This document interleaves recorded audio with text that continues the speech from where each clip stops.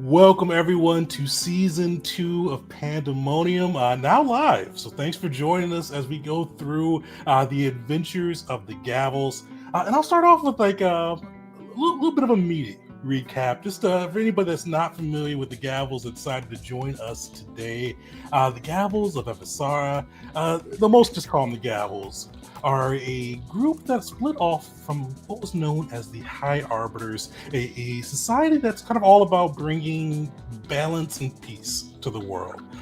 The Gavels at the time, way back at level 1, thought their skills weren't being put to the best use with the High Arbiters, and decided to break off, forming their own coalition, and decided to they broke off and set their sights high. They found that war was brewing in Eteria and decided, hey, let's see if we can stop that. It made their way from Codinia to Eteria, where the usually orderly nation was pretty much in disarray.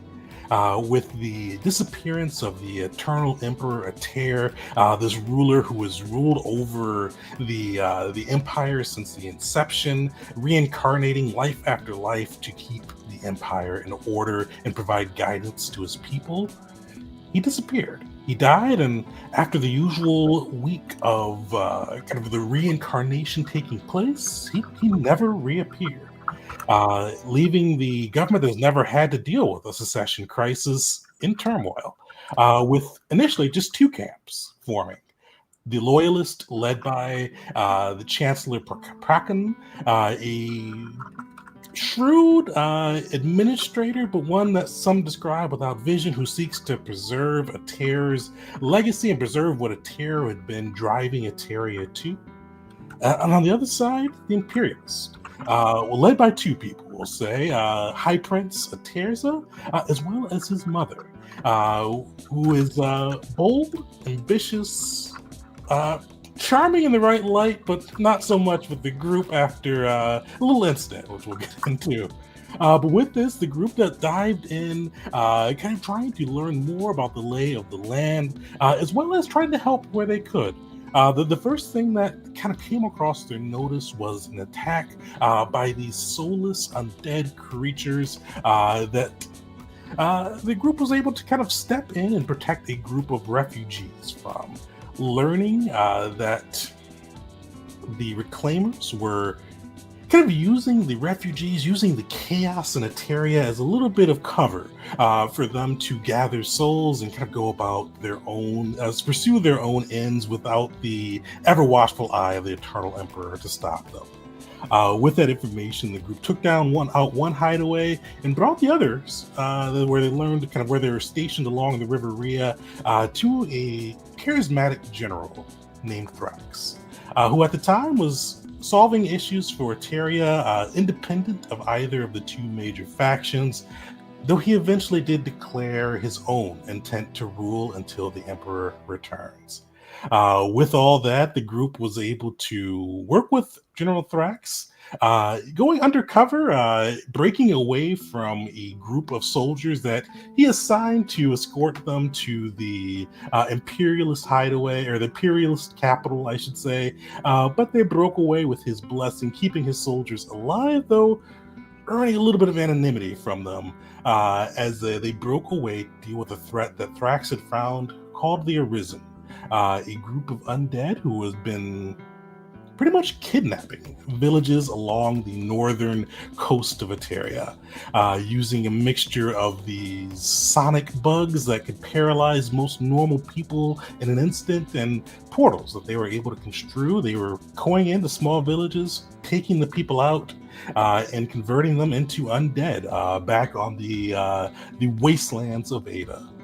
The group had probably one of their biggest successes to date here. They were able to find the Arisen hideout, destroy the portal connecting Eteria to the Ada Wastelands, as well as free the village that used to be known as Atavia, for those who were kidnapped within it, who they eventually changed their name of the village to Gavalia in honor of the Gavels. With that, though, the group then kind of got a little bit more involved in the politics going on, with General Thrax inviting them to join him, and kind of in their bid to keep the Empire stable and reignite the Empire's dream of one world, or one empire, one world, one emperor. But the group declined and learned from him just before they left that the emperor's body, though comatose, was found.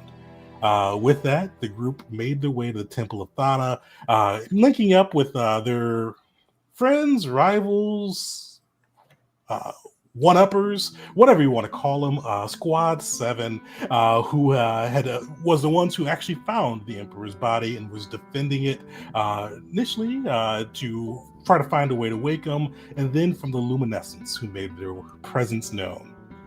Working together with the High Arbiter Squad, the group was able to pretty much escape with the Emperor's body, keeping him away from the Luminescence, but also keeping him away from General Thrax, bringing the Emperor's body to a neutral ground on the Burning Dragon Monastery, where the group had a diplomatic summit where a bit of a Pyrrhic victory, but a victory for the group, because you were able to convince the three factions that the Loyalists should be the ones who retain Emperor Ater's body, a bit of a boon or a morale boost, we'll say, in their fight for the war.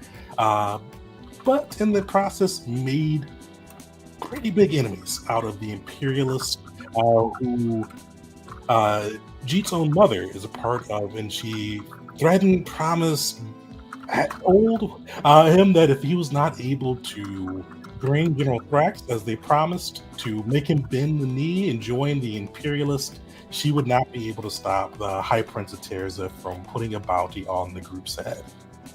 Afterwards, the group kind of took the time to kind of further their own ends, seeking out factions within the world of Khazia to learn new skills and link them to kind of the goings-on of the world, and decided to compete in Kosir's Fight for Peace. The god of celebration, Kosir, has decided to hold a tournament with the main goal being to bring the various factions of Eteria together for something other than war. A multi-day celebration with amateur fighters going in to fight and for glory, for honor, for fame, and for peace, along with a fest of Kosir's own making, with a day of drinking, games, and celebrations in between before the finale.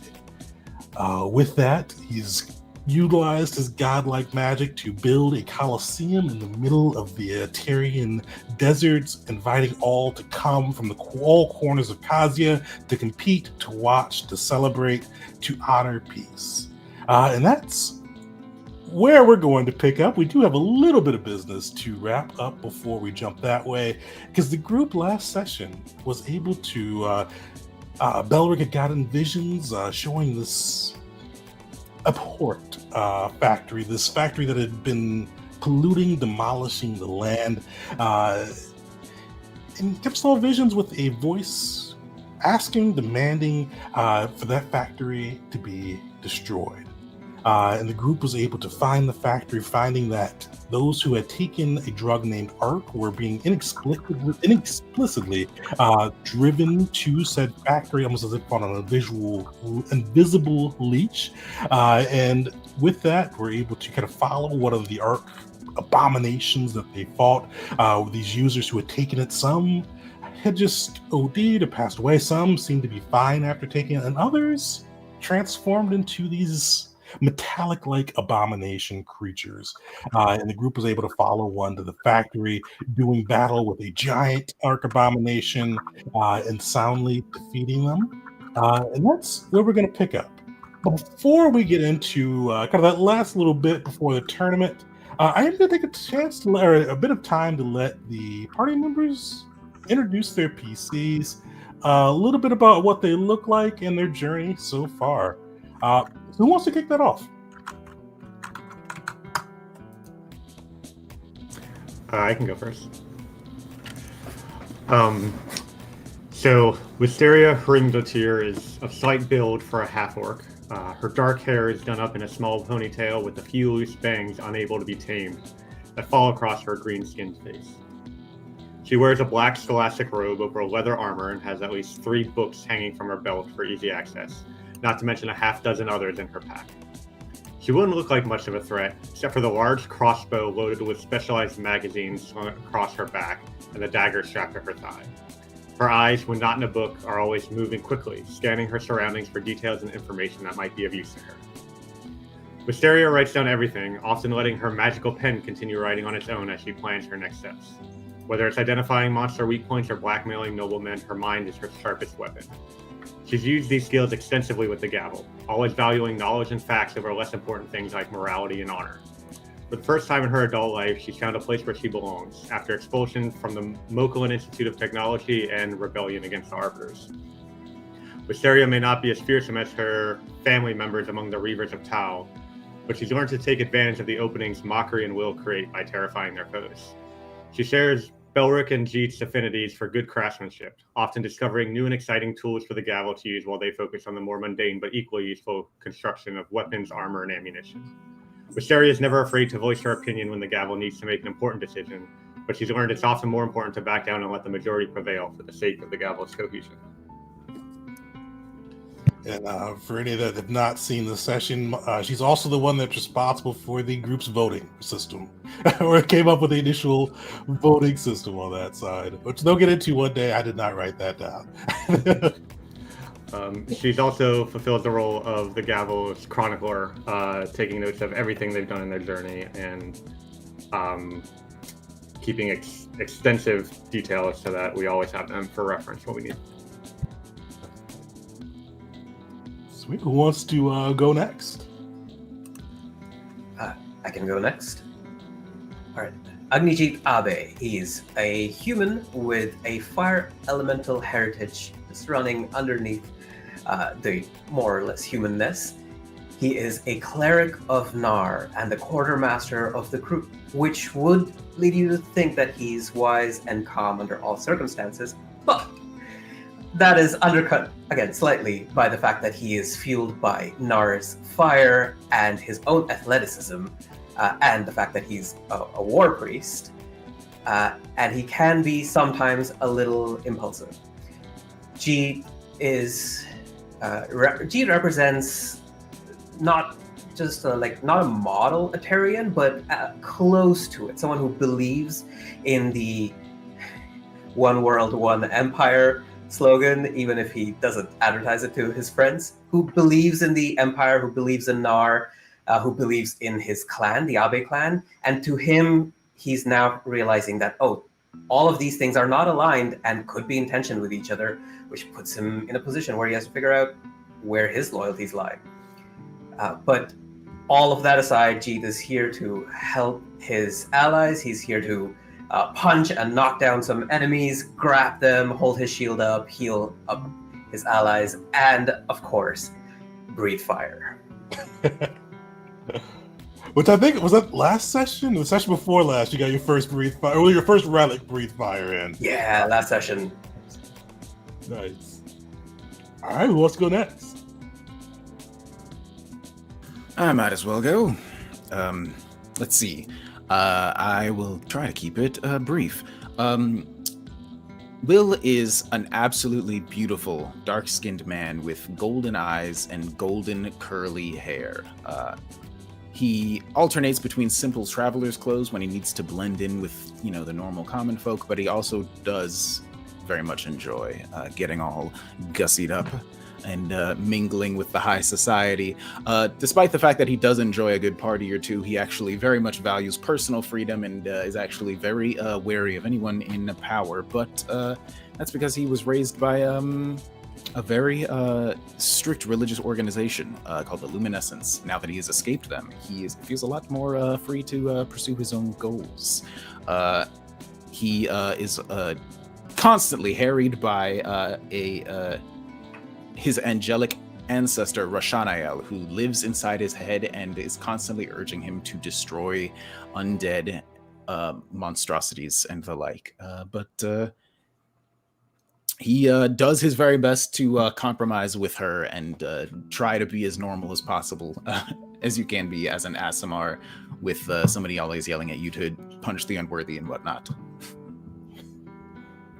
So you will often see Will kind of having it's a one-sided conversation with the voice in his head. All right. Mockery Belric. Who's up? I vote Belric.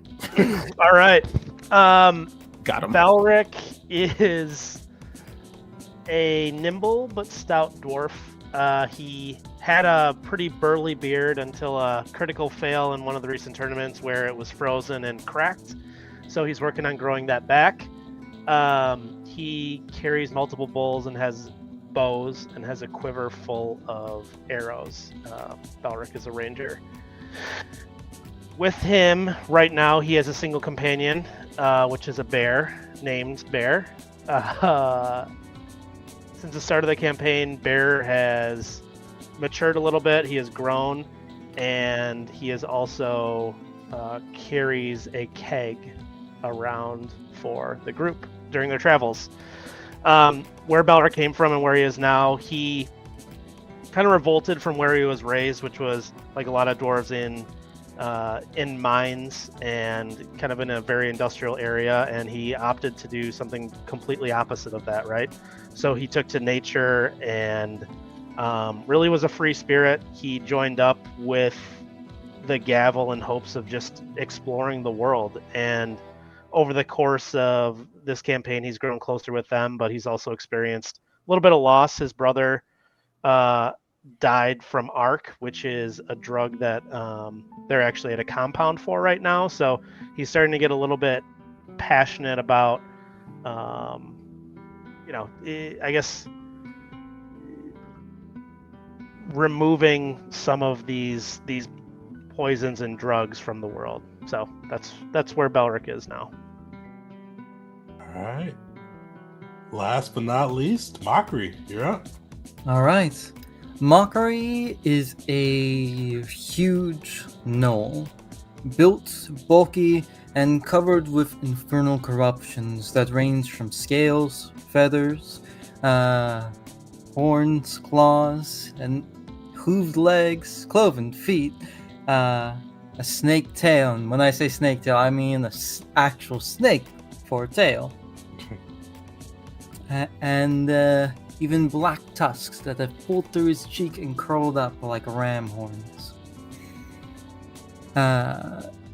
He looks almost a little monstrous, but those who know him can see past his kind of menacing aura and the way in its menacing looks, and know he is actually surprisingly pretty decent and well-meaning, despite his absolute devotion to not one, not two, but all the infernal gods, for better or for worse.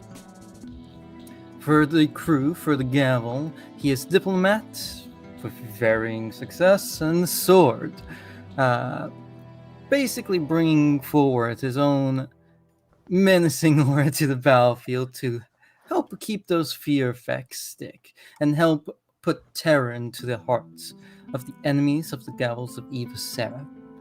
He wields a great sword named Promise that has been established to have come from Black Dusk Island. He wears Hell Plate, a gift, as he is a Hell Knight Armiger. And by his side is a hyena, a faithful hound named Hyena. This group's very creative with naming their animals. He's as effective as you'd believe a hyena would be in battle. He has some good Occasionally rounds. good, but otherwise, not a bear.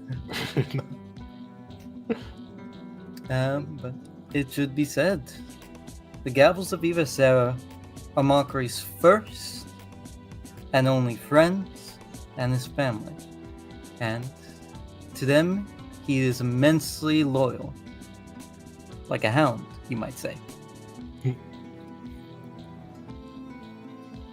Perfect. We've got the Gavels of Eva Sarah. We'll introduce, they've also got some followers. For those who are familiar with the Pathfinder 2e system, we're utilizing a very, very, very bastardized, homebrewed version of the leadership system. And they've got some followers. We're not going to introduce them right now because we're going to You get to kind of see the Gavels right now. They are inside this factory.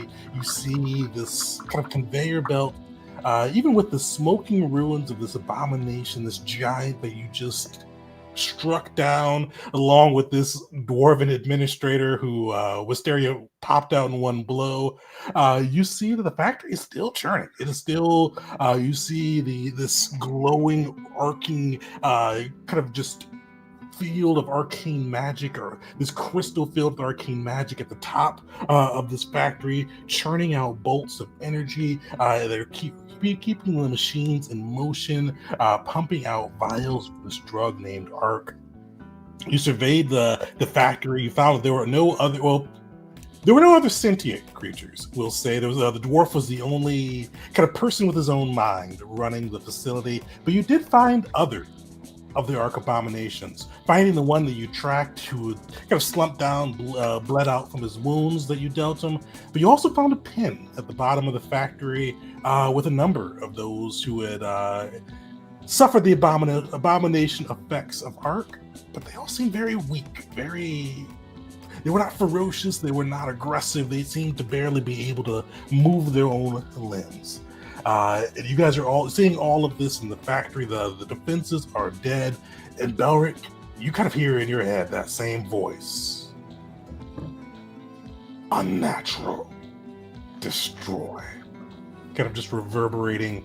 Not repeatedly, not like annoyingly, but kind of almost every time you like look and you see that arcing crystal, or every time you look and you see the kind of these bolts of arc, or just this metal that has kind of ruined the landscape. That voice kind of just chimes in the back of your head. What do you guys do? The dwarf is unconscious, yes? Yeah, dude. Wisteria did not kill him, so he's just knocked out. You guys found from last session, he's not a fighter. He's level 0. He's level. Yeah. So Belric kind of has two goals that he'll share with the group. One of them is overall, I mean, he wants to destroy this place that is creating this drug. And then number 2, he wants to find out, because this isn't any effect that he has seen before. The arc that he has seen is just like, it's a drug, right? That sort of stuff happens, but there's something unnatural, something magical about what's happening here. So I think I would like to try and wake up the dwarf to learn more about it if I could. Yeah, definitely. Yeah, you're able to kind of shake him awake. You see, he eyes flutters open. Like, first thing you see him do is wince. That's probably the hardest. That is the hardest he's ever been hit in his life. If you were doing lethal damage, it would have killed him 4 times over. He wakes up and he kind of groggily looks around, and he's like, who are you? What do you want? I got gold. And he kind of pats his pocket, kind of where his 100 gold coins were. I want to do you mind if I am also there? I want everyone here. All right. I want to all right, now calm down, friend, calm down. We're not here to hurt you. We just want to ask you a few questions about what you're doing here, and we'll probably let you go on your way. And I would like to actually, for the first time this whole dang game, I want to cast Charm. All right, cast it. Yes. Love it.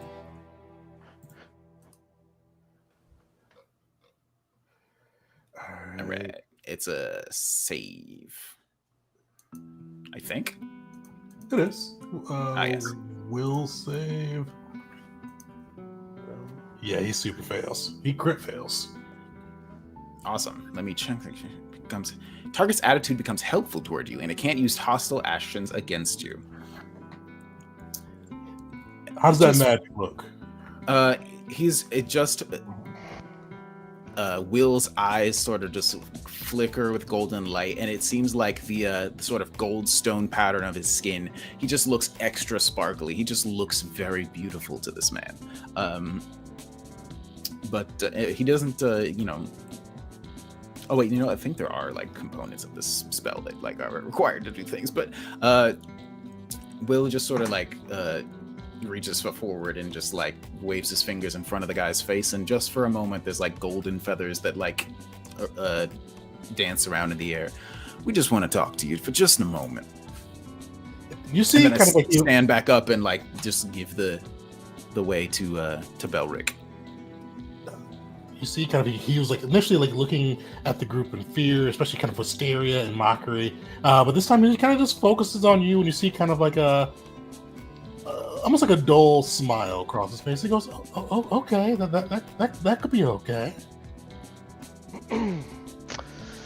Belric will nod at Will, and then he'll approach him a little bit closer and just I want to ask him like, "Hey, I've seen Ark before, and that's not what this is about, but I haven't seen anything like these abominations." And I'll point to the big one that we had just killed. What exactly is going on here? You see, he kind of sways, goes, "Oh, that's a new variant. The Blackfoot clan. We wanted to use the new stuff, and experiments. They said, still addictive, still kind of get you that stimulant rush, but for some special people, they change." Special how? I don't know. They didn't tell me. They just said to come here and keep the factory moving, and I get a big bag of gold every couple of weeks. And that is an intended part of the concoction. That's what they wanted it to do. They wanted me to keep track of each of those ones that came here and kind of let's see how long they last. So when you say they, you're talking about the Blackfoot clan. Who in particular leads them or is instructing you? Well, I just kind of work with the administrators, but the overall leader, I mean, he seems like he's doing big things now that he's taken over Dosa. I've never met the man, but it seems like he's really trying to go pretty far with they're taking over the Dosa and maybe moving on to other factions. Would we know his name by reputation, Tegan, or would this guy know his name? Oh yeah, so he will definitely tell you his name. I'm actually blanking on it right now. Where did I put it? But Groven, there we go. Groven the Blackfoot. Groven the Blackfoot.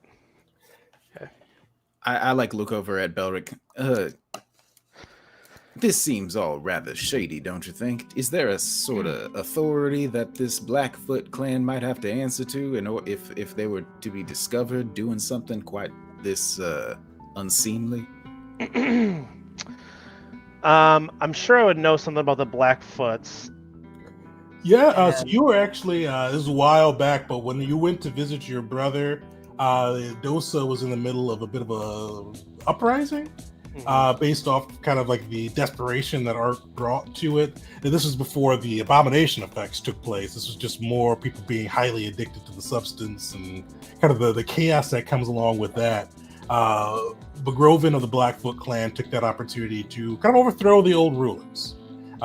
He named himself the new king of Dosa. And so far, the Dosan Federation, those who could probably hold him responsible, haven't really done anything about it. I would paraphrase that. Is there anything like, I guess what I'm trying to get at is there anything that maybe like would have propelled Groven into power? Like I guess what I'm wondering is if he's being backed by an entity or something. If the Blackfoot were just like a clan for a long time and then all of a sudden they abruptly rose to power and took over. It is a very abrupt. No role necessarily in that. You saw a vision of this a little bit earlier with Powa. The Blackfoots used to be a bastard clan. They were a clan of bastards. They initially were part of the generations back. They were sired by one of the rulers, but tried to kind of throw a coup back then, but were exiled. And for that, since then, they've been pretty much a mercenary company. Used to work for Moklin quite a bit, and then came into power. Okay. Yeah, I would paraphrase that to the group, and I'd say, I think I think there's more behind Groven than just the Blackfoot clan. He's being backed by someone, and I don't know that we'll get the answers here from this dwarf. I would ask the team, like, do we want to let him go? Mockery's gonna hand Balric his great sword. The greatsword's the size of me. Yeah. The greatsword used to be the size of Mockery before it grew a lot. It's probably taller than you. You do hear Belric in your head. He must be punished by your hand or mine.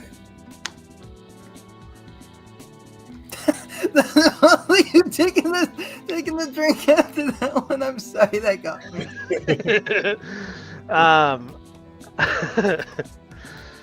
I just want to like put a hand in front of it, like, now hold on just a moment. You see, like, he is like, Will, he's like half behind you. Like, he is like, like, not touching you, but like, he's like as close as he can be. Like, he's like a dog that's like sitting really close to you right now. Like, I turn and look at him. Now, hold on just a moment. I didn't ever ask your name. don't Bodo. humanize him. Bolo, you said? Bodo. Bodo, gotcha. Sure. You can call me Will. How did you feel about all this business you're getting up to in here? I mean, like, paid a lot of gold, so I mean that was nice, and we weren't poisoning anybody. Like, these people were taking drugs on their own, so I mean, they kind of had it coming to them. So I didn't really feel too bad about it. That's between you and me, buddy. Of course. Interesting. You said you're not poisoning them, correct? No, we're not like poisoning like a well. We put poison in the drugs, and drugs are poison. So Mockery's gonna slowly like move Will aside. Balric cannot reach this guy. Balric's gonna turn around and start looking for a power source to blow this place up. But in doing so, he's gonna nod at Bear oh, to attack and maul this poor little dwarf. Oh, hold on. I just wanted to ask. Wait a minute. I'm like standing in front of Bear and not holding it back successfully at all. But I was like, no, hold on, sir, Bodo. Do you know of any other operations around here like this?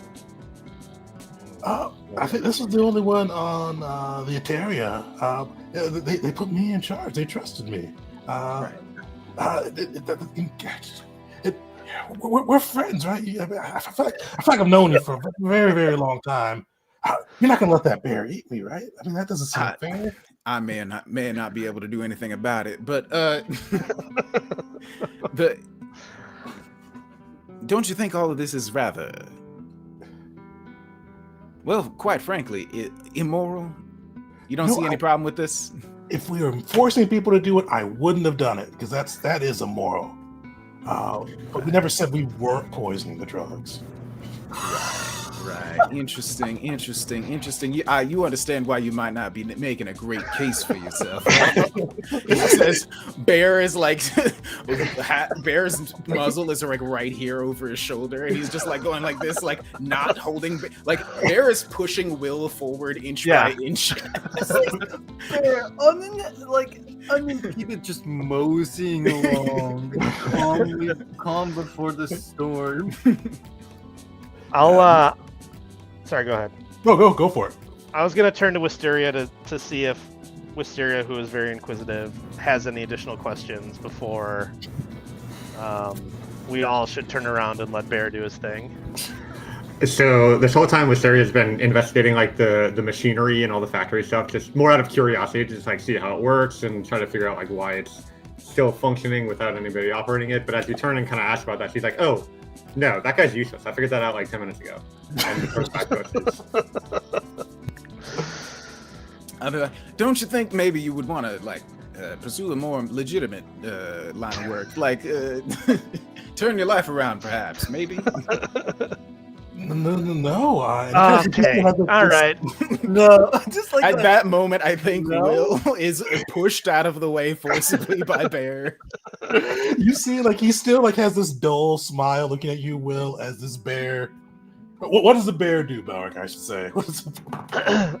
Once Will asks that question, and he'll kind of see like Will just let his shoulders down, like, come on, man. And having that cue, he's just gonna go towards him and just start mauling at him and hope that Will's turned around to not have to see the mauling. Will's looking up at the ceiling like, I tried.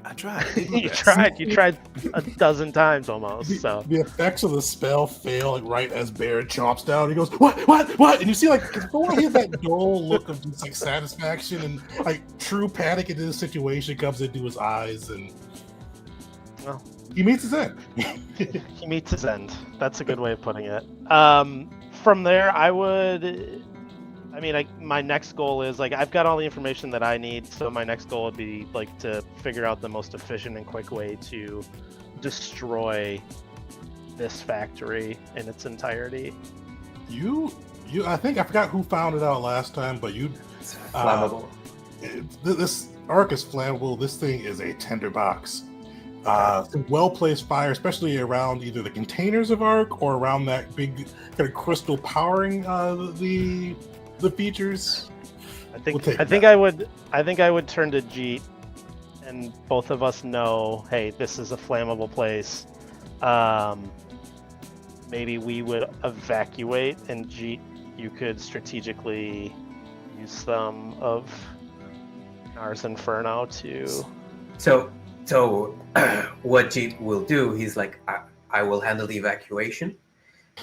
I will put down the tinderbox, the torch, and the grease right here, and then I will leave. Yeah. Okay, yes. Great. So yeah, as you guys evacuate, I think instead of using a torch, like I do have one of like Nar's flaming arrows, so I would actually like light that, and I would just like shoot it to light a fire that would kind of like lead towards it. So I would lead towards a large fuel source so that I'd have time to kind of evacuate with the group and watch it explode, hopefully. You're able to evacuate with the group, and you just like kind of make your way back out to these desert sands that seem to have been drained of life by this just natural energy sucking apparatus. And you see like that arrow goes true. You see the flyer lead up into it, and you see kind of like it's almost like a still frame. Like for a moment, you see this a big flash of light within the factory, and then you see this raging inferno kind of just burst out, breaking down the metal walls, bringing this factory to ruin. We absolutely should not be breathing any of this in, right? You really should. I think I mentioned the last session, but there's a really strong ammonia spell within the area. Like the guy had his only magical thing that he had was a mask to mask the smell. But yeah, it's probably not great for breathing in, but you see this explosion go off. And Belric, I don't think we described what it looks like this session, I should say. But you do see that hawk come flying to you. What does that hawk look like? Yeah, so the hawk Belric would recognize as Red, which was his brother who passed away's companion. So Red is kind of like an all-black hawk, and he's got dark red eyes, and yeah, he'll land on Belric's shoulder, and Belric will kind of give him a nod and be appreciative that they've got one creative name for an animal in the somewhat creative. Red eyes, red. Got it. We do a thorough investigation of the local groundwater, ensure that we are not polluting any of the local wildlife in the area. We absolutely do none of that. Speaking of the wildlife, there's a few things that are going to happen, especially as that hawk touches you, Belric. You guys see this, and this time you all can see the hawk. When Belric's mentioned the hawk before, its feathers, you guys didn't really see anything. But this time the hawk is there. But you see as a hawk kind of like lands upon Beric, Beric for a brief moment disappears. Like for you all, it's probably like 3 seconds pass. You see the hawk land, you blink, look around, Beric's back. But Beric, you feel the hawk land, you feel yourself transported. And you see kind of this dense jungle behind you. And actually, I don't know if is Phasia the only other place that Belric has been to, outside of Ateria and Codinia? Yeah, that would be it for now. Yeah. So you don't recognize these jungles, but this is probably the most alive place you've ever been to. The plants are blooming. You hear so many different animal calls, so many different fauna, so many different kind of just plants and life around. The air is just rich with the soil, the different plants. This humid but not unbearably hot feel. It just feels like being in something alive. And as you kind of look around, you see kind of approaching, almost so silent you didn't even hear them. Out of these jungles, you see this large creature. He is humanoid. You guess he's a shifter, probably by race, but he is very muscular. You see he's got a humanoid body with kind of fur covering around. He's got like the snout of a wolf, but he definitely can tell he's not cursed by werewolf. He's not like lycanthropy. He's not a werewolf. This is all natural, pretty much. You kind of just see him approach through this with like the wild almost seeming to part around him as he walks up. And you hear him growl, but not like a unfriendly growl, just almost the timbre of his voice as he goes through and looks at you and he goes, "Well done, Belric. Glad to see you had a successful hunt." Balric's gonna take, like, after being in all this ammonia and sand, like, he's gonna take a deep breath in and just like, it's like everything is purified in him and like a weight is off his shoulders. But he doesn't know who this is, so he's gonna be like, "It was a good hunt. Who are you?" You see, he nods, goes, "I have long since abandoned my name, but I'm known as the Warden of the Wilds, the Shepherd of Beasts. Here is Fang and Retribution." And Belric, you would know Hura is the goddess of nature. Yeah. And I've seen you, little dwarf. We don't often see many of your kind have a true appreciation for Hura's bounty. Seeing one such as you serving under the ruins of Phasia, we thought you may be a worthy addition to the shepherds. And what is it the shepherds do? We hunt those who would defile Hura's gifts. That's a cause I can get behind. You see, he nods and goes, "That is good to hear. We will train you. We will show you how to use Hera's gifts to bring down those who would do him harm, to sap their strength, to sap their will to fight. Because Hera needs her defenders now more than ever. Do you feel up to taking on this task, young Belric?"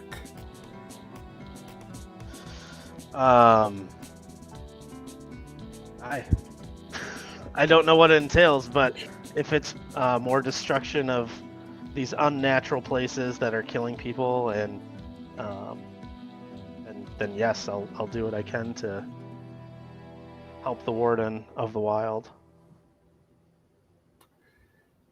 You see, he nods and goes, "It is good to hear."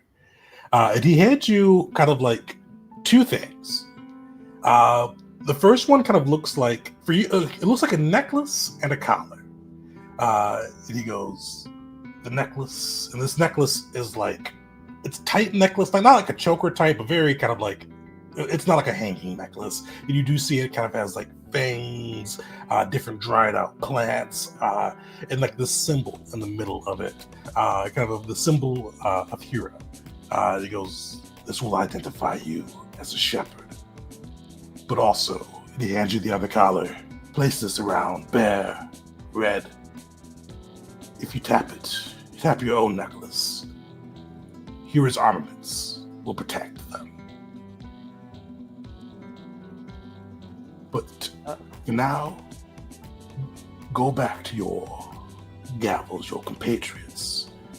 In a day's time, we will train you in showing you the true might that Hera can bring against her foes. Belric doesn't really know how to react in a situation like this, so he's just gonna like kind of back up and then like, ow. That'll be it. You see, he smile. You see, kind of like this, like almost. It's a friendly, but like just with his wolf-like snout, it looks predatory.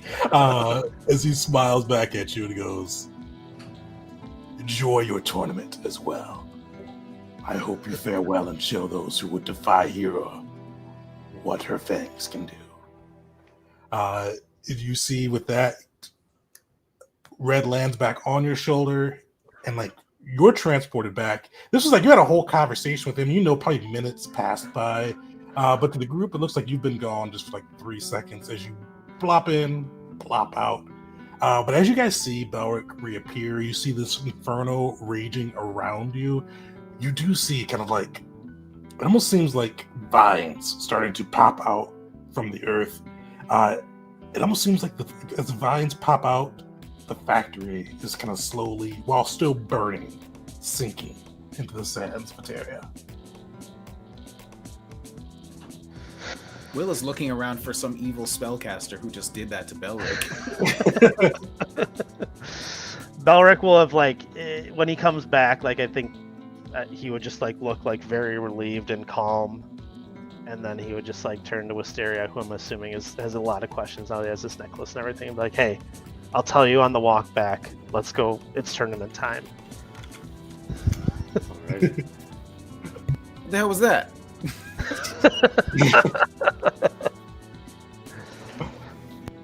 Perfect. Well, with that, does anybody have any major thoughts, questions before we change scenes, or anything to do?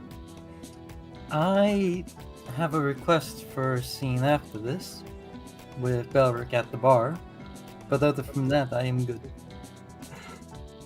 Perfect. Well, you guys are able to make your way back to the encampment outside of this tournament hall, or this coliseum. You see kind of this large, just stone coliseum that is standing in place where it became a month ago. It pretty much would have just been desert sands, but you see it standing proudly now with tents and tents and tents arrayed around it. For those with true means, you do see kind of magical encampments, airships. It ranges the variety from kind of the common plebs bringing their tents to some of the lords and ladies who you guys have ran afoul of, at least one during your time at the tournament grounds, bringing their own wealth and attention to this tournament. For Kosir is known kind of through every circle, whether it be rich, poor, noble, lowborn, to be able to throw a bash that all can have fun at. And with that, you make your way back to the camp. You guys are able to get your rest in. We're going to do some Mockery and Belric, hit your thing, and we'll do some downtime, and then we will get into the tournament. Could you repeat that very last part? My brain turned off for a split second. I'm sorry. Oh, yeah, no worries. So I knew you guys wanted to do a scene at the bar. Go for it. Oh, all right. So Mockery would invite Belric for a drink after all that. Both to celebrate the destruction of an orc factory and also probably to pour one out for Belric's brother. Yeah, Belric would appreciate that. Sometime during the drinking, Mockery would go ahead and ask, "So Belric, I know we do not talk often during our hunts, but I've had a question or two that's rattled in my head for a while. What was the greatest thing you've ever stolen?" Not necessarily in terms of monetary value, of its weight in gold, but greatest to you. The greatest thing that I've ever stolen. Yes, you, I, Wisteria, we make a great team for heists. And it's just, I've thought about it a little bit. I mean, when we were in the Bruins of Fessia, we've done a lot of like very dangerous campaigns, but the result of those campaigns weren't for wealth or stealing jewels. They were for returning the natural order. So one of my biggest thefts may have been with you, and stealing the plans for that ship. I'm told I'm a natural thief, but it's not something that I gravitate toward. Well, truly, I am honored. Thank you to experience that with you. Aye. And you? Me. Yeah, you. Yes. When I was a pup, when I was young and more of a creature to the people of Codinia, of Vesenon, I remember there was this back alley next to the butchery where that old butcher, he'd never once caught me. He'd always throw out meats that had spoiled or gone rotten. It was my source of food for a long time. He had a bum leg. He could never catch me. And I stole from his trash time and time again. And though he had a damn good throwing arm, he never caught me. But none of those were my greatest thefts from him. No, it was one day much like this. In the summer, the sun hot, boiling down. I swear the roads felt like they were melting. My winter coat, it did not shed for whatever reason that year. And I was hot. In my young mind, I felt as though I would die. I doubt that'd be the case, though. And he had made the mistake of setting out just for a moment. A crate, insulated, with a block of ice. I'd never seen such a thing. And I snapped it up. It was bigger than me. Took all of the force in me, and I snapped it away from him. And I took that block of ice, and I stayed by it all day. And it cooled me off. And that was great. But even greater was when it started to melt. It took a while, but it had melted into water. I had never known water could be as fresh as that, as clean as that. I drank it all by the end of the day. I will admit, though, I did bring that crate back. I didn't know if he had a second one.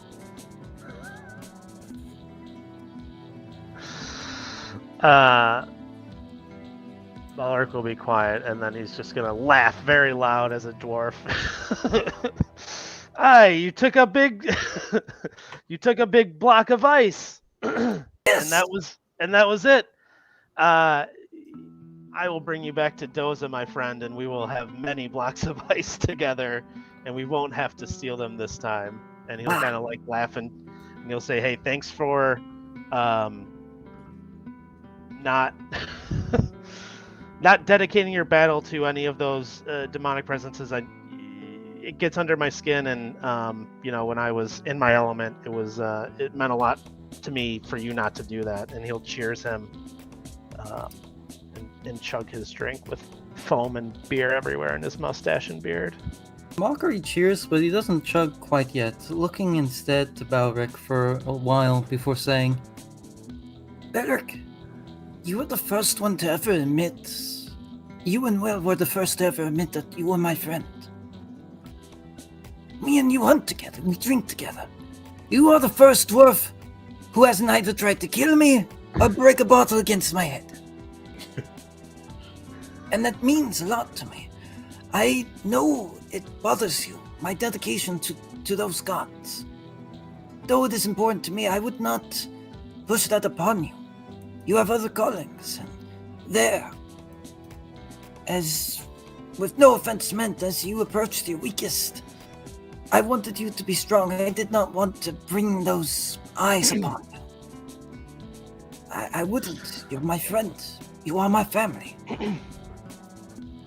I think about this often. I don't know if you do. But Thana takes her time with the dwarves. And, well, gnolls don't live long. And I guess somewhere in my head, I wanted to give it to you that your time with me is a good one. Because one day, you will outlive me. Be it I fall in battle, or somehow live to be grey. You will continue on. And I want to make it where it was a good time for you. Especially since we will not meet in Donna's realm.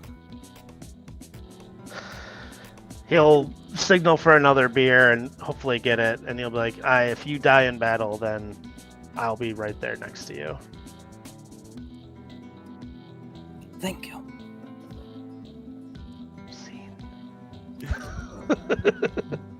You're definitely able to have more than a few pints with Kosir and his lot being in town.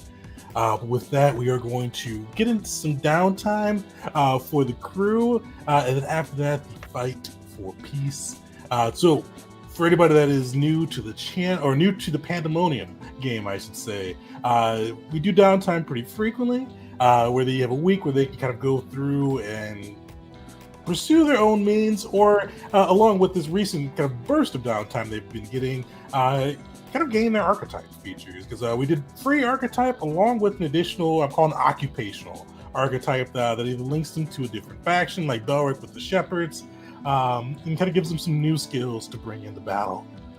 So with that, we've got 3 of our crew, Will, Belric, Wisteria, that are going to be using their downtime for the archetype piece. We'll kind of describe how that training goes for them. And we got Jeet and Mockery, who've already done their archetype training, with Jeet becoming part of the Flame Keepers and Mockery joining the Hell Knights as an arm rigger, who have their week to kind of spend as they like. So with that, actually before we do that, because the faction also gets a downtime, and we never put this on session, but the group did recently promote one of the faction members to being the lieutenant, Ostin. So he will, as you guys get back from your mission, kind of that next morning, you do see the sorcerer kind of wander up. He always kind of has like this smile, like not mischievous smile, but kind of like this energetic, kind of playful smile about him. And as he sees the group is back and finally awake, he will walk up and go, "Gavels, hey, how did your hunt go yesterday?"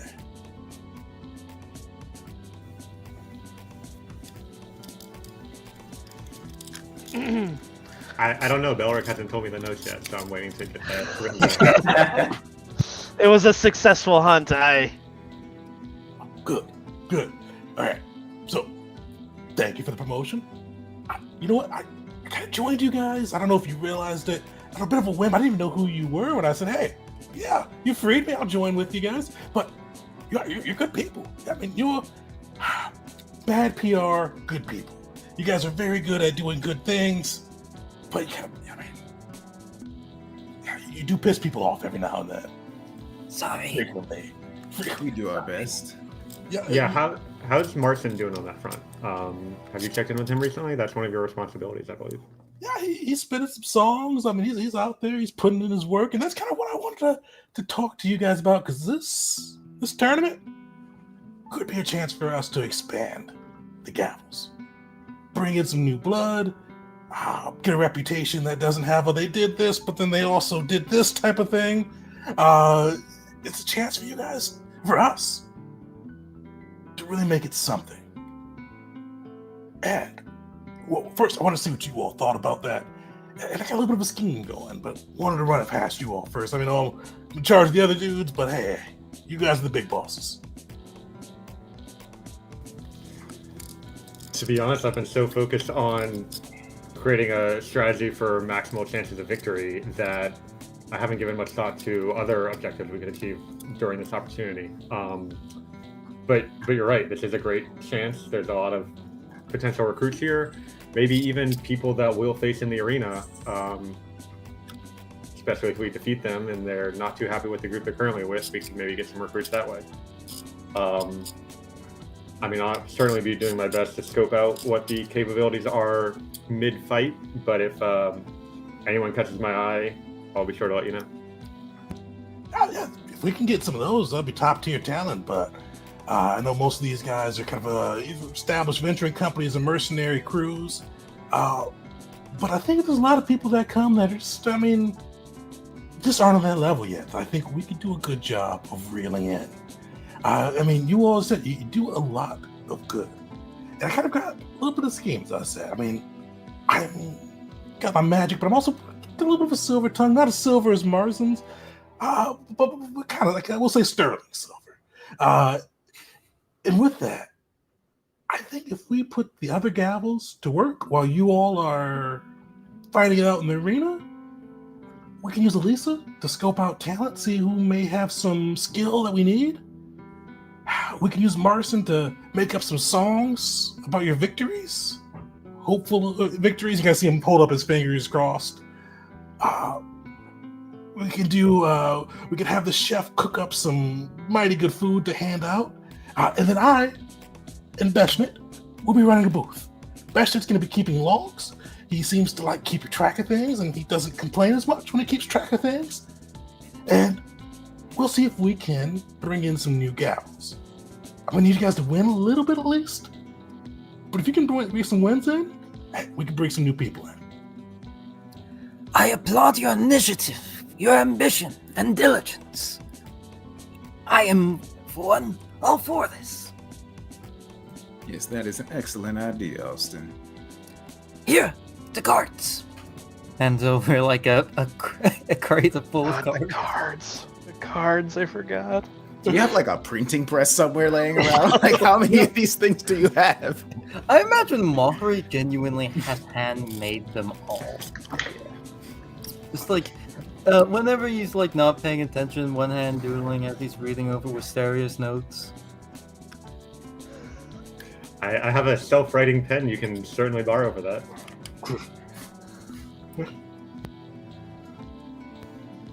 Well, you see Austin nods. He goes, well, it sounds like you guys are agreeable. So, yeah, I'll get the crew organized. One thing, because you guys are going to be a little busy, and Lisa and I are pretty not ferocious. We can hold our own, we'll say. But we do need a little bit more muscle, if you get my drift, because a lot of people don't like you guys, and if we want to run a booth, it'd be good to have somebody else there that can throw down if necessary, if you get my drift. So, creative crew, some muscle, perfect, but hey, like I said, you guys are the big bosses. Good to know.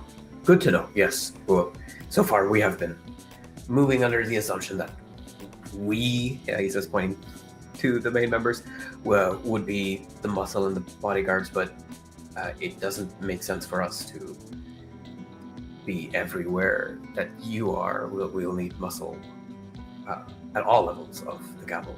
Yes, good point. Perfect. Well, glad you like it. I'll get people to work on it. Do whatever you're doing this week. Belric, drinking up. Do whatever you guys are doing. Get ready to fight up, though. You need a couple wins, and hey, some extra gold wouldn't be a bad. So I'm going to get to it, and I'll see you all later.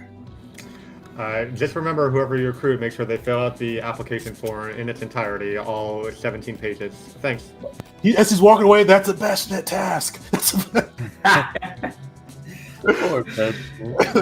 Good delegation.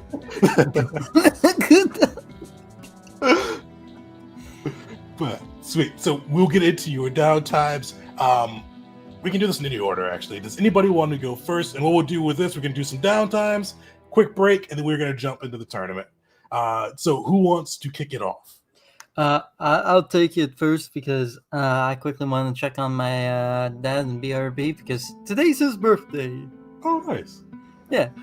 So Mockery was originally going to recruit a tailor, but we need a bodyguard, and getting some nice clothes would be nice, and it's something he's wanted to do for a while. He cares more about arming the faction than just having something a little bit more fancy. Perfect. So what type of bodyguard would Mockery look for? And the tournament grounds are kind of a great spot to look for kind of the adventuring type. Kosir is he's the god of celebration, but he's one of the patrons god, or there's many gods that claim adventurers, but he's one of the bigger one that adventurers claim him, if that makes sense. I think something just came to mind. Would there be any chance that anyone that Mockery trained from the refugee camp would have came to this tournament to compete? All right, give me a D20. It's at 11 plus. You can find somebody from the refugee camp. They were desperate to leave Ateria, so that's why we'll go 11 plus. 15. I forgot the guy's name, but I know you did train one of the lizard folk. Yep, he's the one. He's the one who immediately fulfilled one of Mockery's goals of getting a letter of thanks. Do you happen to remember his name? Shoot, I did not write that down for the lizard folk. I remember, he gave you the first thank you note. You trained him how to use a spear. Yeah, you do see, like, kind of wandering through the tents. He's got a pretty wicked-looking spear upon him. You gave him kind of a run-of-the-mill spear that Velnu was able to... That fell off a truck, we'll say, for Velnu. But it looks like he has upgraded that spear. It looks pretty wicked now. And you do see him kind of wandering through the camps. How does Mockery try to recruit him into the gallows? Probably accidentally at first. Just sees him and immediately goes over and starts talking to him. Both of them, I imagine, looking a lot different through time now. Since time's passed, and offering to buy the guy a drink, and then get to talking like, hey, yeah, we need a bodyguard to look after some of our followers. And Mockery would possibly bring up like he's been trained and trained well. You see he is much bigger, far bulkier than he was before. It looks like he kind of under his scales, you can kind of see rippling muscles. And you do see him kind of like nod and goes, well, yes, I did come admittedly when I heard that the Gavels were participating. I saw someone talking about betting odds. It was a very complicated scheme. It didn't really make sense to me, but I heard the Gavels. So I decided to come. I never thought about joining up with the Gavels. You all seem so far advanced in your task. Mockery, give me a diplomacy roll here. Can you add one thing on to that that could possibly help or hinder that role? Sure, go for it. Mockery will say, Advanced? No. For me personally, I am ever the learner. I acted as the teacher for you, but I'm still learning. And given how you've grown, you joining up with us, I am of no doubt you'd catch up fast. And what was the options again? Diplomacy. All right, diplomacy. Solid. You see, he kind of like you see him sit for a moment and think, and then you see like he reaches out with this like rapidly fast, like almost aggressively fast, but he reaches his hand out to like grasp yours, and he goes, "Well, this one, if you will have me, we'll join the Gavels. I was looking for work, mercenary work to be truthful, but I'd much rather serve those who trained and helped me elevate myself." Mockery will just smile like, I imagine it's kind of like the "you son of a bitch" style hand. Yeah, and he'll just be like, We are honored to have you. Truly. Let's make the world, Eteria, a better place. Let's win this damn tournament. You see, he kind of like gives you like it's a friendly headbutt, but he does give you like a little bit of headbutt, which is very common in the lizard folk Kraylands. And he joins the crew. I cannot remember his name, so I'm going to give him a new name in case he did have a name before. That was his nickname. This is his new name. His name is Varnuk. I'm going to write that down, and then I will be right back. Perfect. Sweet. So one of our downtime's down. New faction member joined. What's the rest of the crew doing?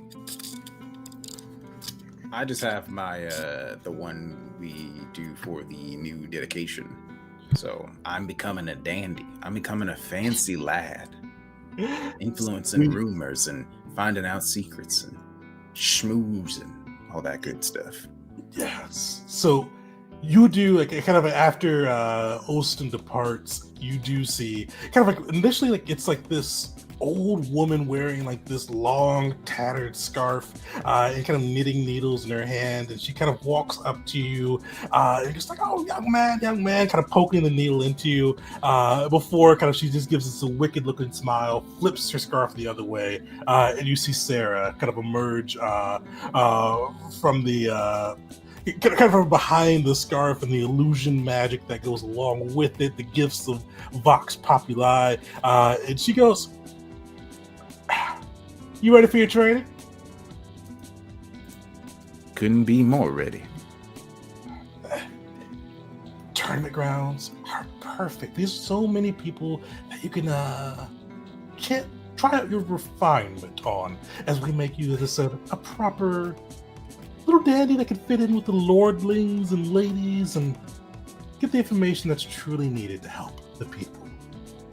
You got your scarf, right? I do. I hold it up. Well, flip it on. Don't want any of this coming back on you. So, pick an appearance, and let's go training. Oh, wait, hold on. This one you gave me is magical. I thought it was just a symbol of membership. Hold on. I put it on. Oh, yeah. Like I said, we don't do symbols of membership. I mean, we kind of keep this on the down low. But yeah, it's magic. And for those in the know, if you know, you know. And flip that over and just think about somebody. And they got to be your kind of rough shape and all that, but just think of what they'll look like, and then you'll look like them. And yours is a little bit more of a neophyte scarf, but it'll grow with you. Mine, yours you can only do it a couple times a day with the magic. Mine, I do this pretty much all day. It's a little bit of a game for me nowadays. But flip it over, and who do you appear to be? Oh, dang. Just to test it out, I turn into that guy who gave us that random test at the bar to get us entrance into the tournament. Oh, Rappo. Yeah, so you flip it over. He's roughly the same height on that side. I think it can do different species as well with your level. So you do see kind of like you get a little taller, a little broader. Fur grows across your skin as you the illusion magic work makes you look like a Rappo, the satyr, the first reveler of Corsair. Interesting. I look down at my hooves. He goes, it's still you under there, just a little bit of illusion magic work. But first one, you go big. I wanted to test the limits. I step on the ground. Does it make hoof sounds? It doesn't make hoof It sounds. is okay. I was wondering if the illusion included sound. All right, so do not disguise myself as anything that would jingle. Good to know. You're catching on quick. Yeah, hey, we're going scamming. Let's see what lords and ladies we can duke out of their ill-gotten gains. All right. It's probably best if I don't look like a famous figure then, huh? Yeah, I mean, it was a good first go, but yeah, I wouldn't do a Rappo, and nobody wants to be a proper god. All right, and am I able to just change it over to, I don't know, Oh yeah, a so you can go for random that. person, Yeah. a less famous person. You're definitely able to assume a more common guise. And basically throughout the week, Kara is able to take you around, kind of teaching you, not even teaching, kind of refining your skills. Bill's always been well-spoken, able to charm those around him, but she kind of takes it up just a notch. Kind of teaching you how best to dupe nobles, how best to utilize disguises to your advantage, how best to really kind of just put that silver tongue of yours to use. And it's a fun week, a challenging week, and definitely a fruitful week as you guys are able, because there's a lot of lords, ladies, and wealthy nobles that have made their way there, and able to duke some of the minor ones out of some coin that they've earned on the backs of their serfs. And with that, we'll move on to the next. Who wants to go next? I can go. I don't know if I mentioned this already, but over the past couple of days, Wisteria so she gave the airship plans to the Seekers. She's also sending copies of it using the message board to Velnu. Not explicitly saying, but making it clear that I didn't give the original to him. Here's copies of it. Proof that like I'm keeping the original for myself or doing something else with them, and that's not his not up for him to know. And then after that, I'm also going to take the distribution schedule of ARC that I got from the factory and sending that to both Velnu and the Seekers as well. Just sending that information out there. If they're interested, cool. If they don't care, that's fine too. Yeah. And so probably when I'll actually use my little calling card to give it the information directly to the head librarian if she answers. She will answer because she's going to be responsible for your training. From Velno, you get silence. You don't get a word of response throughout the week. He gave you the opportunity, and you told him you took the opportunity, but clearly you didn't give it to him, or give it all the way. You follow his exclusivity contract, as he would put it. So it's silence. But Lady Oline, or Head Librarian Oline, as you tap the card, does appear, and you see, as she kind of appears, you do see kind of like the card dissolving in a portal behind it, opening, and she goes, Wisteria, are you ready for your secret training? Absolutely. I got about a week. I'm on a little bit of a tight schedule, but let's see what we can do. Oh, of course, I will bring you back.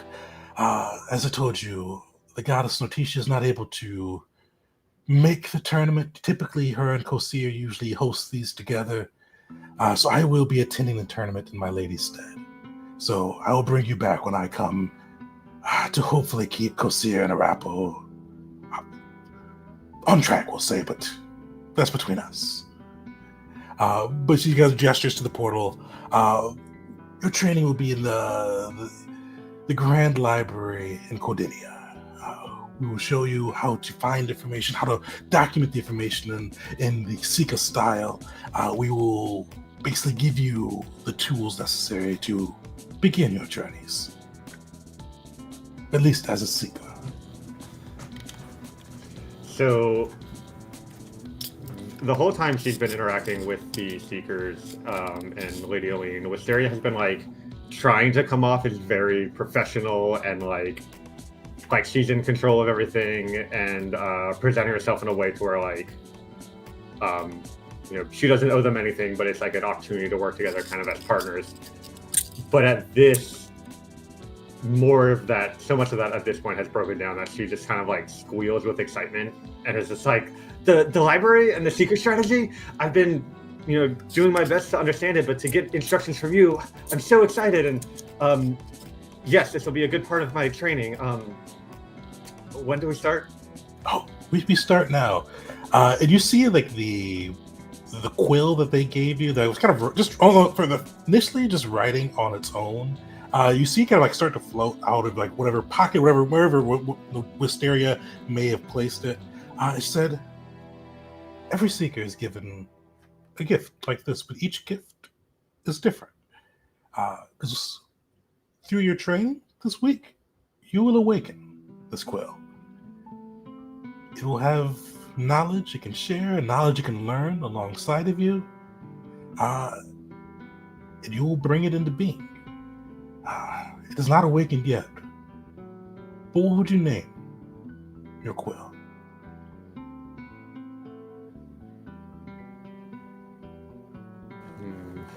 She like freezes up for a minute.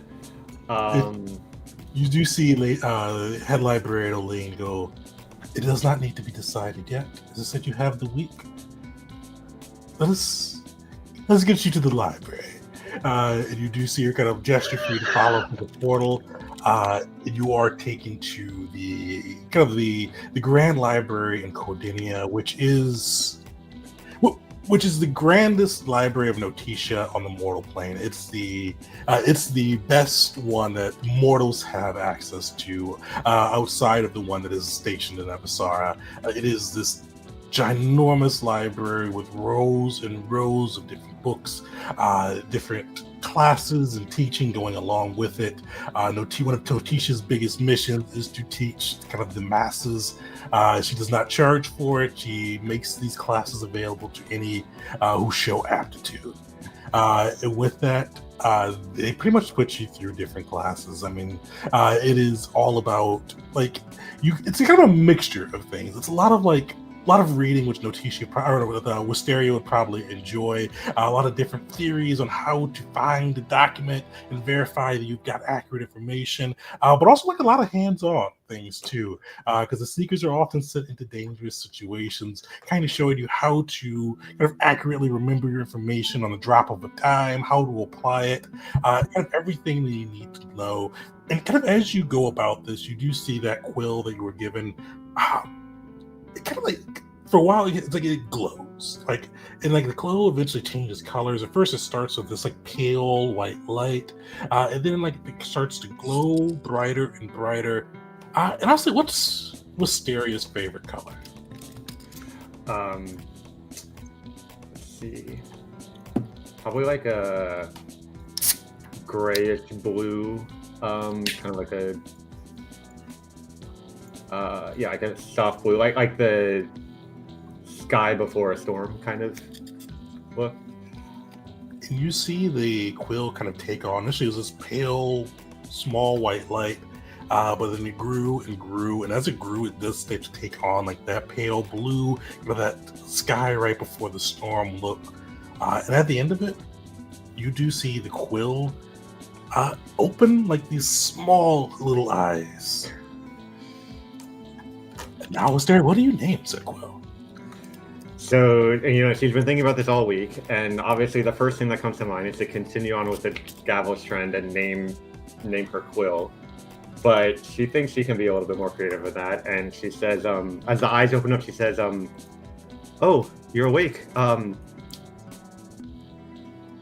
Wisteria, and I think a good name for you might be Whisper. Whisper? My name is Whisper? Oh, thank you, Wisteria. I never had a name before. That's the first thing I learned. Oh, there's plenty more we're going to learn together. I can't wait.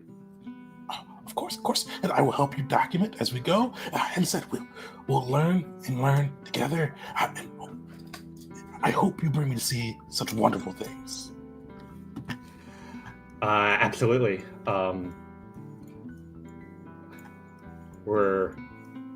I just hope you don't get tired easily, because I'm gonna put you to work writing all sorts of things. But, it's my favorite thing to do as well. So that's literally what I was made for. I like to think the same sometimes, but I don't know if that's quite true for me. You do see the head librarian Elaine, kind of it's joyous smile. It's a quiet smile. She's not hadn't really said much, but you do see her kind of smiling in the background. And she goes, I'm sure you two will have an impressive journey together. But now we must make our way back to the tournament grounds. I know that once you're done with the tournament, we do have a task we may want you to take a look at if the Gavels are willing. Oh, you sure I can't stay here a little bit longer? I mean, they can fend for themselves for the first couple rounds or so, I think. Actually, no, you're probably right. I need to be there. Well, it's for a good cause. One of our goddess's goals is to promote peace along with her longtime friend, Kosir. The knowledge will be here, and I hope you do make your way back to Codenia. I would love to have you here for an extended stay. But we must away. You do see her kind of open the portal and take you back into the camp where the Gavels are stationed. All right. Belric Jeet, who wants to go? Okay. So G will begin with on the first night of the downtime, he will prepare and send a dream message to his father. And the version of dream message that we have these days in Player Core, it's like a minute's worth of message that he can send to someone who's sleeping. But if they're not sleeping, they will receive the message the next time they go to sleep. So he sends the message. Father, it is I, Agnijit. I am in Eteria, though perhaps you might have heard about that through the papers. I am participating in the tournament, Kosir's tournament. If you are able, please attend. I desire to speak with you about Leela. If you are unable to attend, please send correspondence about what you know of her activities. I shall be in the tent, in the tournament area until the tournament ends. And that's it. It's a one-way message. There's no response. You can feel the magic go through. You're sure he's received it, and we'll see how that plays out. All right. He has a week, week plus time to. Let's see what happens. Belric Leela is Jeet's sister, though he hasn't talked about her much. Maybe just a couple of times he's mentioned her since we had the visions given to us from Pawa, but then especially after the meeting with his mother, I don't think any of you would have heard him mention her at all. It just became something that is like, okay, this is private matter. All right, and then beyond that, let's see. So first up, if I could learn the heart bond ritual, like if there are clerics of Nar, or even other clerics who do wedding ceremonies, who officiate wedding ceremonies, that's something I would love to pick up. Yeah, so you will, I don't know with kind of what Jeet would think of this, but kind of near, pretty much a day or two after the hunt, you do see First Flame Grishin, along with the cadre of Flame Keepers, making their way to the tournament. All right, yes, I will welcome them. I will offer them Gavels hospitality, without consulting the other Gavels. And once they're settled in, I will request if we can continue the training that we began. So we did a couple of rituals, and then there is one that I've been wanting to learn and go from there. Though, just given that Wisteria has been rubbing off on all of us, I will, over course of meals and drinks, ask Gresham what brings the First Flame himself over here. You spoke to Nar when you made your trial. He told me the words that he spent. He told me that he told you that the Emperor had lost his spark, that he did not wish to rule over the mortals, and that Eteria needed to find its own path. I am come to follow the path that I feel best for Eteria. I am not saying this as the first flame. Nar has told us all to follow our own inner fire for this. You do not have to follow my path. But I will follow my path. First Flame, do you intend to compete? You see him smile, and like the First Flame, and he's usually he's not a boastful person usually. He's very direct. But you do see kind of like a smirk across his face. He goes, if I were to compete, even without a team, I would end the competition without a sweat. I've come to lay my claim. As I said, you do not need to follow my claim, and Jeet, I will have some task for you later that I would like you to consider. They will involve you leaving Eteria and hopefully finding the Emperor. That would not be an order for you, but I do feel it best, with everything that has gone on, that you find the Emperor and take a break from Eterian politics. Well, yes, of course. It does not have to be from, Nar's orders, even just coming from you as my teacher, as a teacher of the rituals. It would be my honor to follow your orders. And events may come to pass that I may have to leave Eteria for more than just your orders, but regardless, we'll call it a happy coincidence. Yes, so that all is also happening. But for now, this particular ritual, I know it's not essential learning, but it's just in the old stories you would hear that, ship captains and traveling priests and even war priests before the day of the battle would perform the heart bond ceremony. And it is just something out of the storybooks that appeals to me. And so I wish to learn. Of course. The flame will not only guide your way, it'll hopefully guide those of who you bind together. And he will go through and teach you the ritual. I think I gave it to you. I forgot how much it would cost for the ritual, but the cost I gave you a while back, it will be the same cost. Yes, yeah. Give me the amount and the time, so I'll just look that up and cross that out. Okay, cool. So that's 12 gold pieces. Perfect. And a free day. Yes, done. So from there,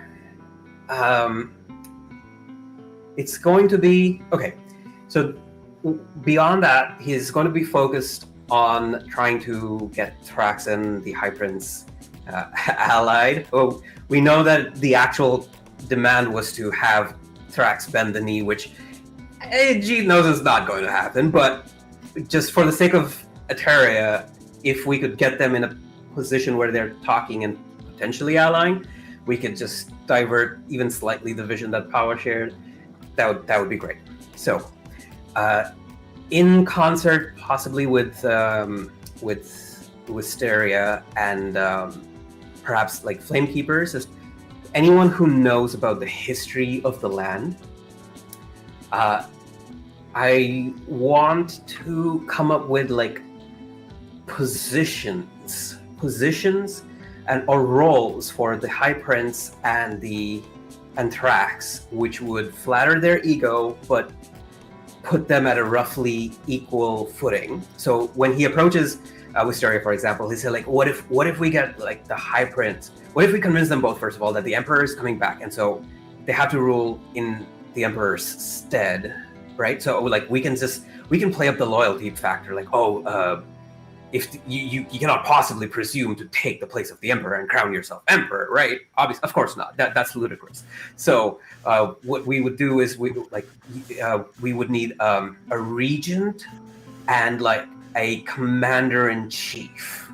Okay, and the commander-in-chief would be in charge of all of the army, and the regent would be in charge of like all of the ruling and the day-to-day. And then maybe we can like set this power structure, and we can have them be closer together, and especially after what happened with the dragons and the imperialist defeat, and also Thrax's victory. That it lends some weight. So, Wisteria, am I completely off base here? Like, how does this sound? Unfortunately, Wisteria is at the Grand Library. Oh, yeah, sorry. Yes. Okay. Then how about this is me talking to the First Flame? The First Flame he'll give you some consideration. He's going to say two things. He'll go, if there were to be a peace between High Lord or General Thrax, as he still prefers, and the Prince Ling, dividing them between the political and the military would be the way to go. The Prince's mother would probably rule through him. You would need to convince Akenna rather than Terza, because Terza likely will not share. No, yes, he's... Thrax, though. He and I share a thought that Terza is undisciplined and unworthy. Convincing him to ally with someone he feels as such will be the task. Thrax, he took a High Lord due to needing the power that came with it, not for any desire to ascend. Titles typically don't mean much to him, though he does relish in being a general leading his legions. Okay. I can make the argument, but I also want to set up the best possible case. Arx, I know Thrax doesn't listen to everything Arx says, but he is his chief advisor, and if Arx gainsays my plan, if Arx tells Thrax to not follow, I fear that it'll be too easy for Thrax to not listen to me. Do you know anything about Arx himself? I know he's cunning. I know he's shrewd at maneuvering. He reminds me of Wisteria in many ways. How could I convince him? Like, what are the ways to work on him if you know him? Give me a diplomacy check. Okay, good. I'm glad I put that point in diplomacy when I Nice. that dedication. Because I already had nature, so I could do... Yeah. Solid, too. You do see, like, he pauses for a moment, like, it seemed like he didn't, like, he almost was going to give a non-answer or not really answer. But he goes, Thrax cares. Thrax believes in one world, one empire. Thrax wants to reignite the Emperor's spark. He thinks that the time has dulled it. He even has pored over the tomes and believes that the old adventuring company named the Grove was responsible for some of his spark fading. But he thinks he could reignite it and bring back the Atarian dream. One world, one empire, one emperor. Arx believes in Thrax. Arx doesn't necessarily want the Emperor back, from what I've been able to glean. He'd never say so much out loud, but he thinks that Thrax could do a better job. The way to convince Arx is to find a better way.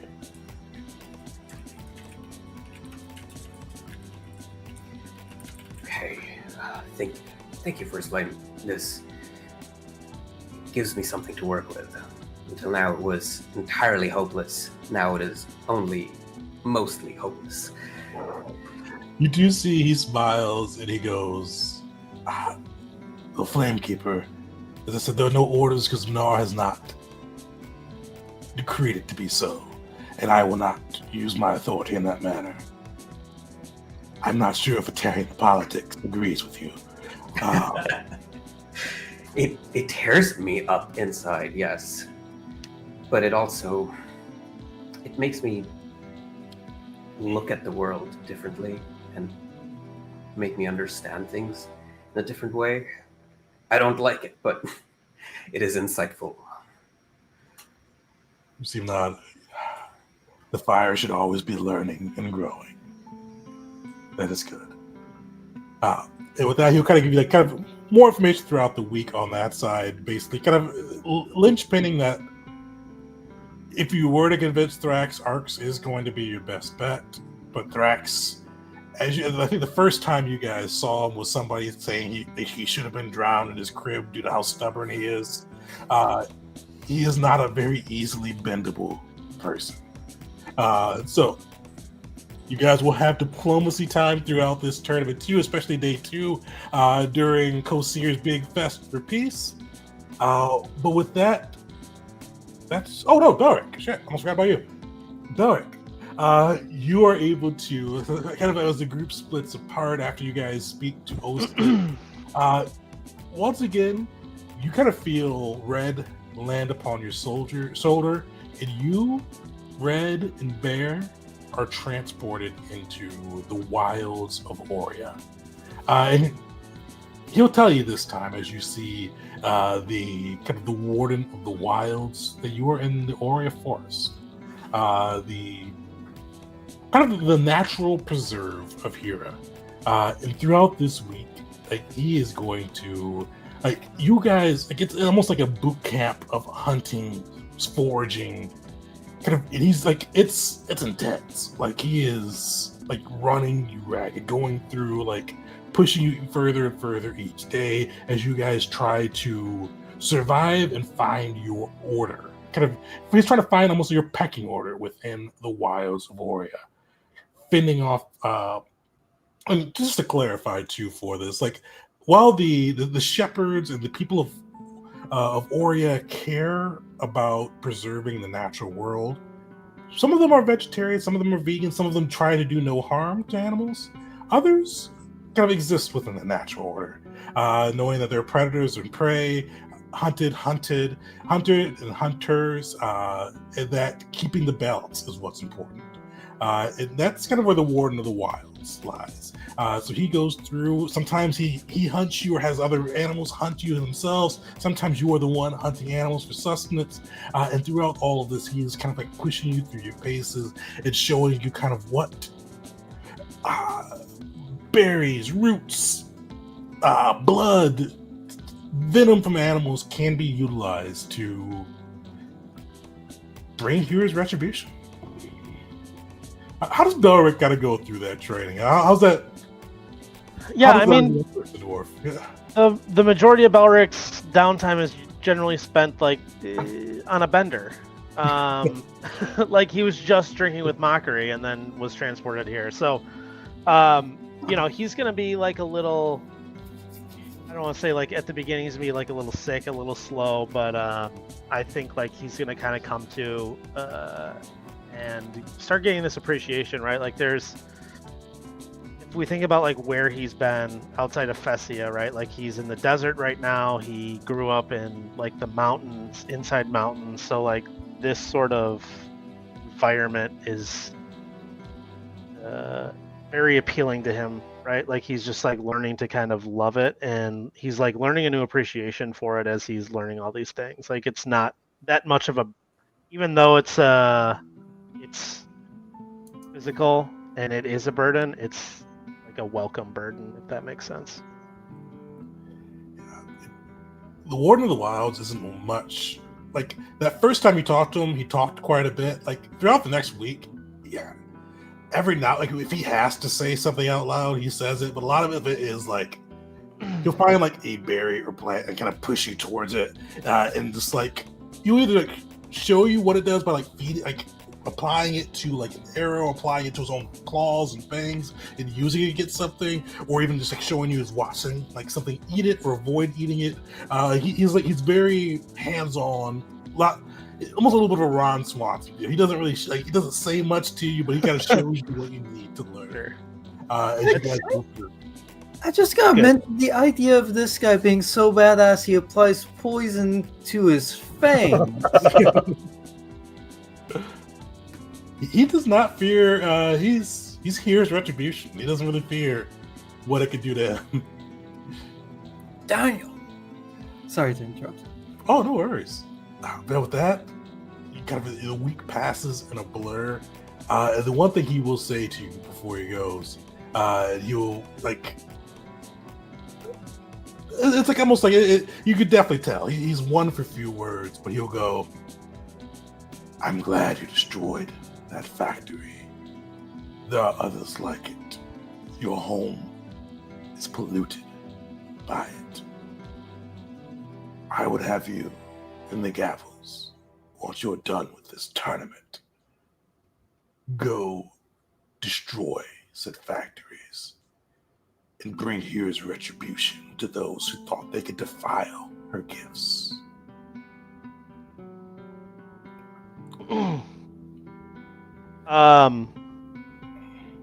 As a man of few words, I'll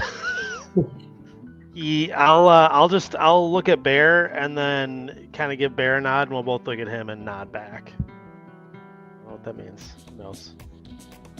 Perfect.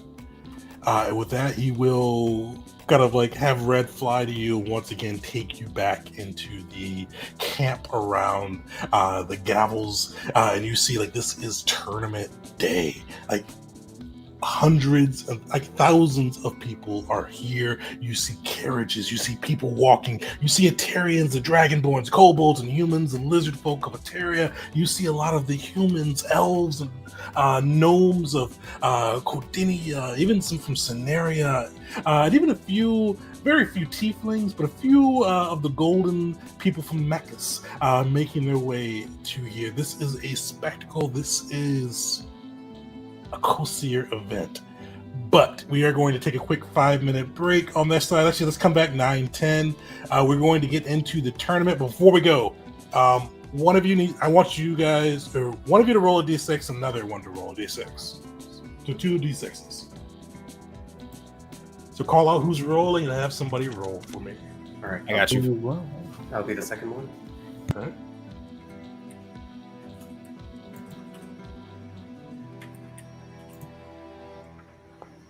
All right, a 2 and a 1.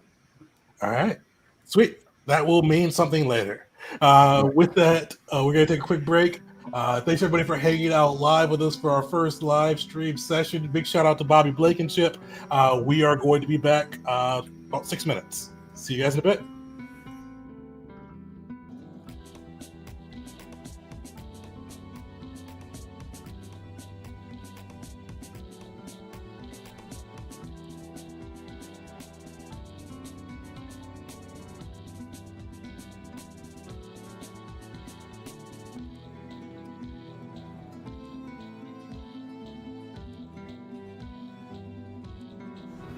Welcome back, everyone, to part 2 of season 2 of Pandemonium.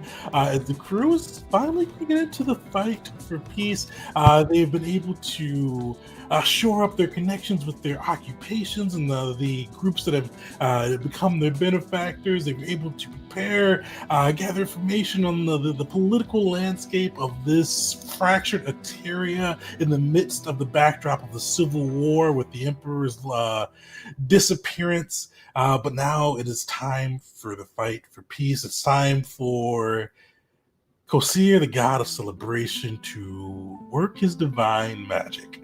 And with that, you all see that on tournament day, it is sprawling. Legions of people.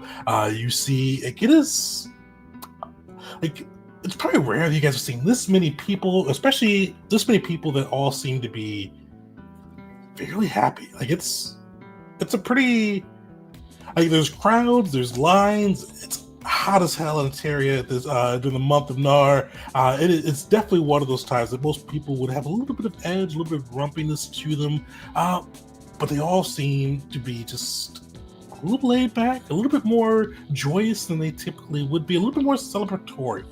And you kind of even feel that growing amongst yourselves, especially as you get closer and closer to the Colosseum itself. This large stone structure that almost has an ethereal feel as it clashes against the desert sand that it was magically constructed against. And with you guys being competitors, you are led to kind of a little separate entrance for the Colosseum. Within, you're kind of led to your own little staging area, as it were. This little space that you guys will be able to claim your own throughout the length of the tournament. It's got spots for you guys to rest, to drink some water, to patch up your wounds. It'll kind of be where you go in between bouts within the tournament. And you are led there by Arapo, the first reveler of Kosir, the satyr, one of Kosir's own divine kind of representatives, the celestial beings, we'll say. And you do see him go, Gavels, welcome. And you kind of see he goes, I assume no one's partaking before the battle, but if you want to, you see him snap his fingers again. And kind of like your heart's desire comes in the glass, like you did before. For those who are taking a drink, you do have the alcoholic beverage of your choice. For those who'd rather have water or tea or something soothing, it does kind of whatever drink would kind of just put you in a celebratory mood.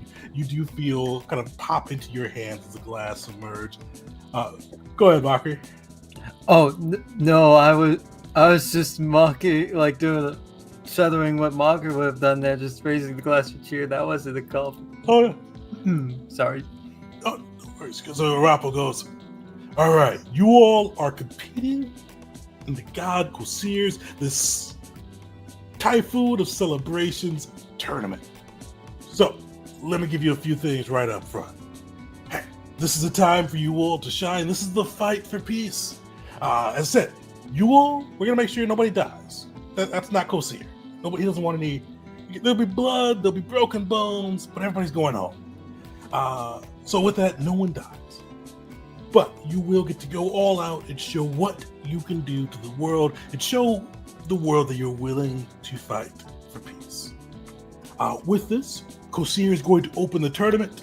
As he opens the tournament, he is going to kind of do a little bit of I don't want to call it a parade, but he's going to showcase off both the champions, he points to you all, as well as the various factions who have agreed to attend this peace summit. So it's going to, we had a little bit of a roll behind the scenes, and it's going to start with the Loyalist, followed by General Thrax and his legions, followed by the Imperialist.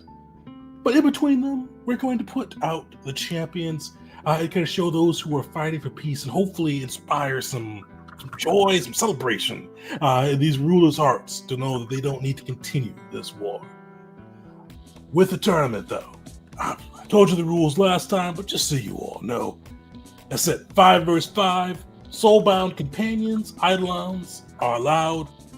So your bear, your hyena, I don't know if you want to bring the keg with you, but hey, Kosir may like that. You all will be able to fight 5 versus 5. The big thing is once everyone falls on a team, and this is not including the companions, so if bear's the last one standing, unfortunately you all will lose. But take out all the people, you win. You got to deal with the crowd, though. You got to earn. You don't have to earn the crowd. So if you think you're badass enough to whoop them down without the crowd liking you, and maybe that's your thing from the Gavels. You do you. But the crowd, Kosir has enchanted to provide the crowd's favor, their cheers, their boos with magical power. So take that into effect. And also have fun, make a name for yourselves. We got some gold prizes. This is a great. And if you like tournaments too, maybe you can get on the official tournament circuit. This is just something Kosir decided to whip up and hopefully keep the peace flowing in the Terry, if you get me. Before I go, do you all have any questions? And he goes, oh, chug it up, and he does disappear. With that, though, you guys are able to kind of any strategy you guys want to talk, but otherwise, we are going to get into kind of the little opening ceremony and then into the first fight for this. The Gavels, I said, it's kind of a little parade of champions, so I'm not sure if there's anything the Gavels want to do as you guys are kind of brought across the sands to see to allow the crowds to see you. So you guys can discuss that for a second. Any strategy? If not, we will move right on. If Squad 7 is in the parade of champions, we'll just boo loudly at them. That's I mean, Wisteria will definitely do her best to scope out the competition, see if there's any, weak links we can take advantage of, or any foes to, in particular, watch out for. But mostly trying to just get psyched up for the actual fight. And the only battle tactic, I think, that major one that Cheat will bring up is that we should all try to be within 30 feet of each other, but never all clustered in a 20-foot radius circle ever. Okay, and if early on I could get off a full fireball, I think that could turn the tide significantly in our favors. I mean, if you all remember that one time when the dragon shot us with the opening fireball and how terrible that was for us, we could be on the other side of that. Yeah, we definitely need to plan out our moves and coordinate. I'll definitely be trying to keep an eye out for when others get to frighten our foes, potentially delaying my my jump into the action until that happens. But communicate your plans. If you're planning on moving away from others, let people know in case they're planning on, heading towards you to treat your wounds or things like that. We don't want to waste any time and keep focused on this fight.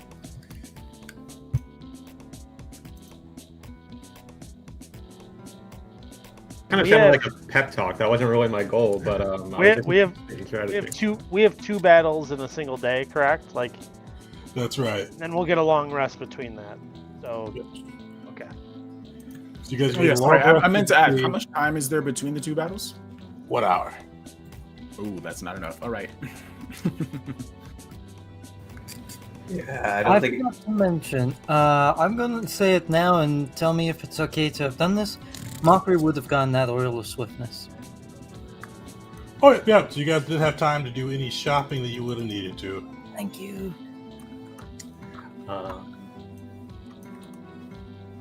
Sweet. So with that, you are eventually kind of called out for your time to cross the sands. And as you guys go through, you do see kind of numerous other you guys are kind of brought out midway through, kind of make your path through the sands. You do see Squad 7. Looks like they crossed ahead of you guys in the orders. You do see, even still, Barrick, just waving to the crowd aboard his horse. Definitely, he and Mockery, you spent time with Barrick. He likes cheers. He's definitely a person that is about his business, about trying to do his best job he can, but he's definitely one of the people that loves it. He loves adoration, and he is soaking it up right now. You do see, as you look around as well, you see kind of the Squad 7 arrayed out there. You do see kind of a cross, and probably one of the ones that draws your eye after Squad 7 is, and it's been a long time since you've seen these guys. And they're not wearing kind of the armor and gear they were before. But you do see Morlock. You do see the 13th Legion soldiers that were escorting you all, or were supposed to escort you all to the Imperialist camp, but you broke away. So you see Morlock, you see the Spellblade Vexio, you see their commander, but they're not wearing 13th Legion gear. They're kind of wearing their own armor. And you see kind of written, for those who can read Draconic, you see the word Fukanis kind of like ornately scrawled across their armor. So Jeet, I think Wisteria for sure, you guys would recognize this as vengeance. Scrawled across, like where Barrick and the social members of Squad 7 are like soaking up the adoration, you see like the Fukana squad is determined. You see the ones, 4 of the members are the ones you guys broke away from, but you also recognize the sorcerer that you all fought during your duel of blood and honor. I think one of the only ones to make it out alive that didn't run away like a coward. He is also with that crew, and you see they all, especially as you guys take the sands, turn towards you, glares evident upon their face. You also see 2 last ones before we get into it. You see a group. Yeah, you don't recognize any of these people. You see a giant amongst them, a black tusk orc, an elf. You see kind of it's a very like of the world squad. And you do see kind of they've got like in common like lettering, kind of saying the Adamantium Renegades. But you do see a very stylish V underneath them. And you do see kind of on some of their armor, Adamantium Renegades, brought to you by Velnet. And you guys see them posing. They are definitely, some of them are like kind of cheesing it up for the camera, like for the crowd, like Barrick is doing. Some of them are like kind of like, not grimacing, but kind of playing the heel. To use like the terms, like they kind of like the giant is looking threatening, looking tough, all of that as you all approach. Tegan, are they bootleg versions of us? They're not. So they look pretty different. So they've got a giant amongst the crew. They've got a black tusk horse, an elf with a kind of wicked looking dagger. They look fairly legit. Ooh, yeah, the backup plan. The only other group, there's a lot of groups you see, but the only other one that catches your eye, and this one catches, I wouldn't even say catches the whole group's eye, it catches Jeet's eye. You see a number, about 5 people, various ancestries from Kazia, but they are all wearing black and violet robes with silver circlets upon their heads. You don't recognize your sister amongst them, but you do recognize from your vision of power pretty much the same ornamentation and dress that they are wearing. But you all see all of this as an instant as you make your way upon the tournaments, the Coliseum sands. You see the crowds cheering and kind of watching with you with rapt attention to see, and you hear Arapo announce, and taking the sands now, the Gavels of Evasera. As he kind of gets the crowd hyped, he goes, the ones who have stopped the arisen threat, aided in the recovery, or aided in the transportation of the Emperor, the ones who are not the best at politics, but try real hard, the Gavels. And as you guys take the sands, what do you all do as you kind of meet the crowd? You see like this huge coliseum and arena around you filled with people of the various races of Kazia, and you see kind of on the tournament sands some familiar and unfamiliar faces. How do you all kind of make your presence known? Will is just looking his sparkly, shiniest, classiest best and doing a parade wave, the princess wave. Mockery's gonna take the gavel and wield it overhead like I have the power style, and yell out, We are the Gavels of Evasera! like it hadn't just been announced. Balric will just continue with he'll pound his chest and say, to the beat of gavel, gavel, and continue chanting, as he always has. So Asteria's got like a new cloak on that you haven't seen before, and as you're walking out into the sunlight, it's like kind of hard to see her. The light like kind of reflects away from her a bit, and then as they announce this, she kind of spins and the cloak kind of turns, and you realize that it was covered with thousands of tiny little mirrors, and it like flashes brightly and creates a light and like a sparkle pattern all around her as she wears her mirror robe for the first time. Shit! It's a dazzling display. Nice. Crowd goes wild. Well, that Cheetah is unfortunately too distracted by the people in the robes. Initially, he was puffing his chest up, but now he's doing this thing where he's like looking at them, but trying not to let anyone see that he's looking at them. So he's not posing. Just out of curiosity, where are the rest of the teams? Are they just in the stands? Do they have a special place? I'm just wondering, like, are the other teams of combatants watching? You got muted for your last part, but the other teams, so you see some of the teams in the sand. You kind of see the ones we described earlier, but also some of the other ones too that don't really bear much anything of note as you look across them. But you did, Arapo did mention that's between fights, you will be brought to your room on that side. So you won't be able to see the others fight, but you will get a chance to kind of see them in the opening ceremony.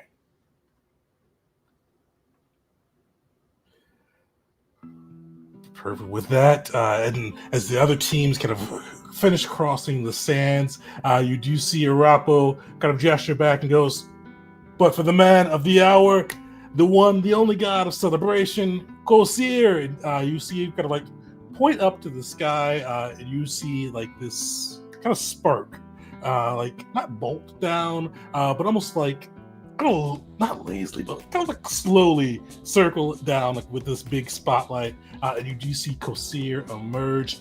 He has a golden mug in one hand. You see this halfling kind of take the sand, shorter than Arapo, but he has like this big smile upon his face. And one of the things that you feel like as you see him kind of emerge from like this glowing orb, like, and I'll see if anybody does try to resist it, but you almost feel this feeling of just joy kind of run through. It's like he almost has an aura. He has an aura of joy.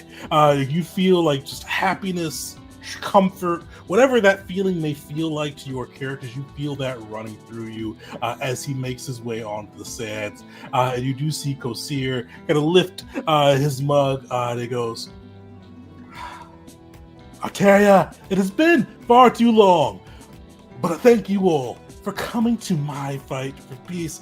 Actually, not my fight for peace, our fight for peace. Because even as a god, not one man can cause peace. It takes an effort. I'm an old being. I've been a god nearly 2,000 years. Before I was a god, I grew up in Codinia. Back in the day, and this is way before we were a nation and could fight and protect ourselves. This is back in the day when Eteria, Scenaria kind of traded hands on who had possession of us. But with that, through the great wars, through the infernal invasions, eventually we did find our way to peace. And your Emperor Terror, a wise man, one that I may not have always enjoyed, but one that I always respected, especially in his later years, has made a dedicated effort to peace, and I wanted to uphold his efforts with our tournament today. But hey, I'm not going to talk your ear off. You see, he does kind of similar to Arapo. He snaps. Another tournament, you guys are about to fight. He doesn't give you anything. But you see the crowd, like, all kind of have the similar experience. Drinks appear to their heads. He goes, eat, drink, talk to your neighbors. Enjoy the fights. These people are going to bloody their hands, swords, magic, everything they've got to fight for your entertainment. But there will be no live spit, even though blood is shed. So enjoy yourself and see what we can do to keep the party going in Eteria. And with that, let the fights begin. And you see he snaps his hands again. And you see he, along with Rapo, are kind of transported into like this little pulverus near the top of the Colosseum as they sit and start to watch the fights. And basically you guys are led back to your little waiting room and kind of preparing for your first fights and to take the sands.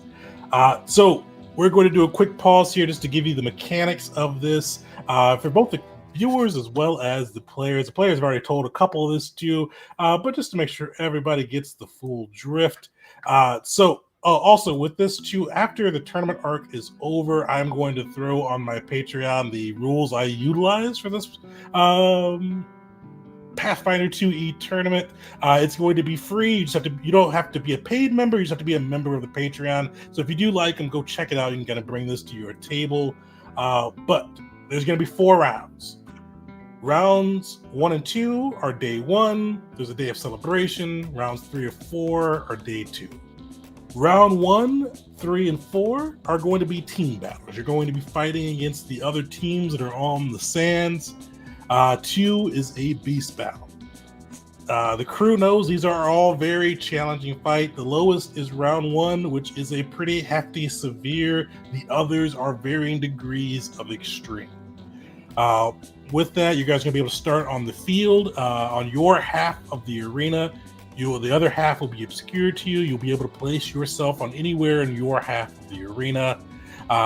With that, any consumables that are 8-hour plus, spells that are 8-hour plus, you can utilize. Anything that's less than 8-hour plus, you will have to get off while combat is beginning.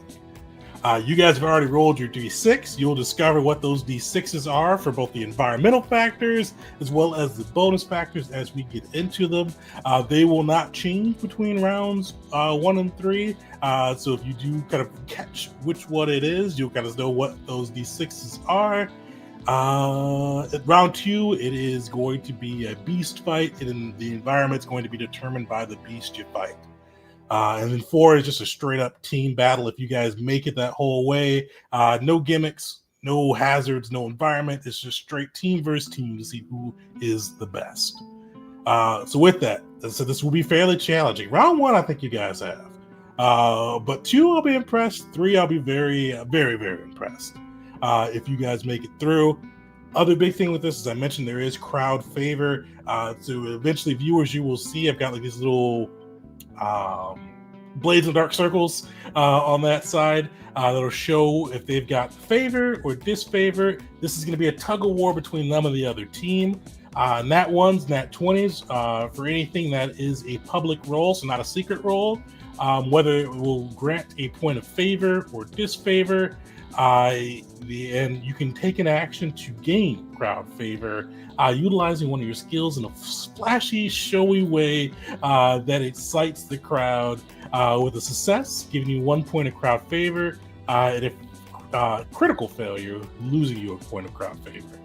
And I think that was everything. Does anybody have any questions before we kick it off?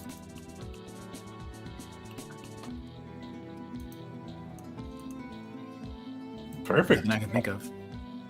So we are going to dive into the fight for peace. Eventually, you guys are kind of waiting down there, probably about 20 minutes, as you kind of hear the crowd cheer and roar, as you all are kind of just making your own preparations, kind of getting ready for this coming combat. Eventually, Arapo will come and go, "Gavels, you are called up to fight." And with that, he will lead you to the Coliseum and back up onto the sands of kind of a Corsair's arena.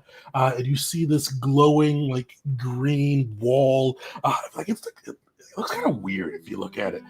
Sometimes it looks like it's flame. Sometimes it looks like it is like water. It almost seems like to shift and go through, but it has like this greenish aura and completely obscures the other side of the arena. And you hear Corsair's voice go, "Taking the sands are the Gavels of Evasara versus the group has only been described as wanting vengeance. The group who has, what I've heard, has a personal history with these Gavels. We are going to take the Gavels versus Fucanis." And this is a note I was told by General Thrax himself to read. The Fucanis is not representing the 13th Legion, General Thrax. He has given them special dispensation to be able to compete due to unique circumstances with their relationship with the Gavels. But he wants to be clear, he and his forces are not participating in this combat. And with that, you do see the sands parade around you. Let me make it so you can see that. Actually, let me make these guys invisible.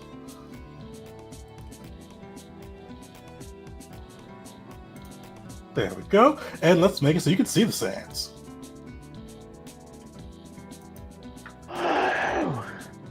So you got the arena ahead of you. Let me switch it so the viewers can see the sands too. I only see a black screen. Oh, just move your token onto the map. And Oh yeah, I did not put you guys on there. Let me throw you all there. Oh, You all can throw yourselves wherever you like after that. Oh. Is that everybody? Hi. Are those? Is that like cover / like a platform to stand on, or is that a pillar? It's a pillar, but you can climb it. It's 30 feet tall though. Oh wow! But definitely cover. So 15 feet of damage. Oh, sorry, 15 points of damage if you fall. Great. So we can position ourselves any side of our thing, right? Yep, as long as you are on your side of the green thingy, you are good to go. All right. Lovely. Well, Who's got the aura? I have an aura.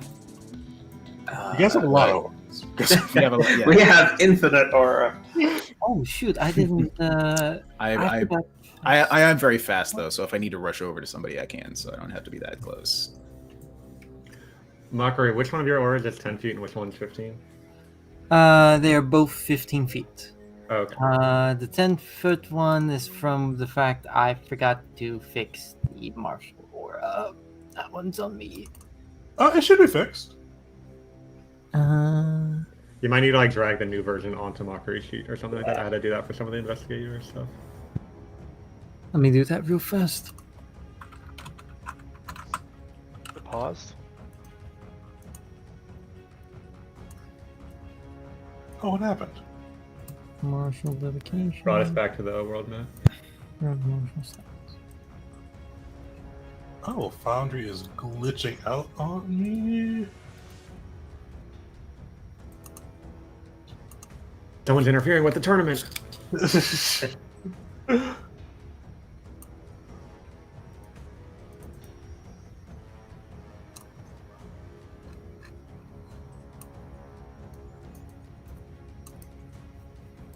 Alright, let's see if I can switch it back. How does not let me move it? Alright, I'm gonna reload my screen, but you guys should still be able to set up anything you need and we'll get you back on there once it reloads.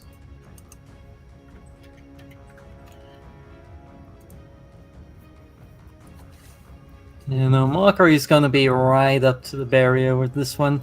And admittedly, he does look a little, like, guilty seeing these guys. But then his eyes lay on the person he challenged all that time ago. And then on Moloch. And on the guy who downed Jeet. It's looking a little more fired up. So what do we? There's a Spellblade and a Sorcerer, and I think there was like some kind of heavily armored guy. I mean, we'll see. You guys have fought all these ones before, so you would remember that they do have a Spellblade. Varuk was pretty strong, as well as good at kind of like commanding his people. One of them, the red scaled one, I don't think you guys ever learned his name, but Beck is a pretty talented archer and was very quick, nimble, and was pretty adept with his unarmed strikes as well. Morlock was like a very young trainee. He's not young, green. Oh, he's a green scale dragonborn, but green also in the sense of being very inexperienced. When you came across him, when you saw him on the stands, Morlock got buff.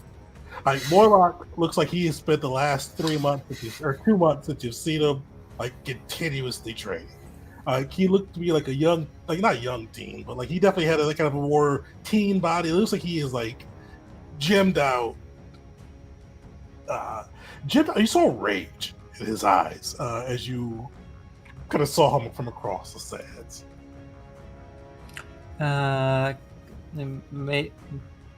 May I request Mockery's tokens be put down? What's that? Mockery's tokens. They are gone. Oh, So I keep Yeah, we lost. oh. There we go. G, do you want Mockery to... Oh, it didn't fix the aura. Damn. Do you want Mockery to be close enough for you to be in the aura? I'm okay. I'm not going to be making strikes usually anyway.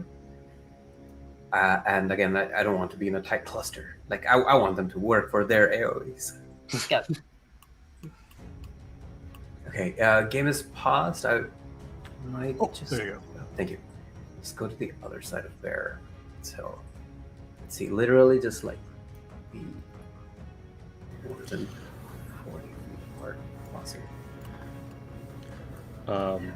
Mockery, you need to make sure none of them can get around you to me. So ideally, walking them down with a frighten and getting into melee would be useful, but We gotta get this man an opportunity attack. I don't know when I'd give it to him. We'll see. Yeah, I'm just messing around. Oh, It's your turn. also, G has a whip in one hand and his staff in the other hand. Nice. All right. Is there anything else you all want to do? If not, roll me some initiatives. Yeah. Can I just say that I'm already holding the frozen lava consumable? Oh, item? I Cool. did give 2 giant scorpion venoms out to Mockery and Wisteria, so you guys can coat them now or later. You need to use them within 1 day. So yeah, I Definitely. would have put that on the bolt that's loaded in my secondary crossbow, which is currently in my bag of holding. So not on my repeating crossbow, but it's there if I need to pull it up. Who got the one? is this initiative? Are we rolling? Yeah. Give me some initiatives. Is There there goes- any chance I can convince you, Tegan, for a performance? For Mockery, wielding the hammer up yet again, the gavel, and doing this thing of like, I dedicate this combat to the gavels of Eva Sarah. Yeah, definitely. yippee! I'll take it. Oh shoot! Yippee! Nice. Oof. Great rolls, boys.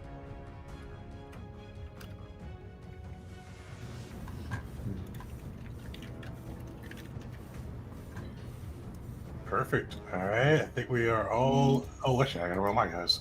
But it's a reminder to cheer up the crowd if we can get that crowd bonus high. Some of those benefits are pretty strong.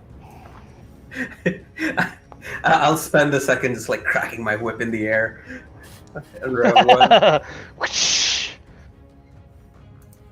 I had a lot of trouble last time I tried getting the crowd jacked. So We have 4 rerolls of crowd actions for the duration of the tournament. Let's not try to spend them all in the first fight, but we can. yeah.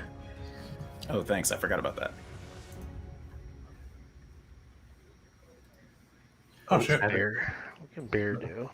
Maybe Bear can do some cool shit. Rile the crowd up. If I create a hoop, can Bear jump through it? I'll set it on fire too. Don't worry about that. Well, okay. I don't know about that.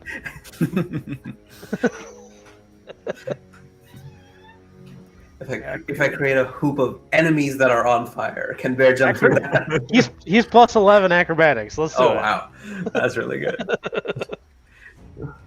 This adventuring business doesn't work out, and our haunted house business doesn't work out. We can open a circus. You guys just have options. We're ready.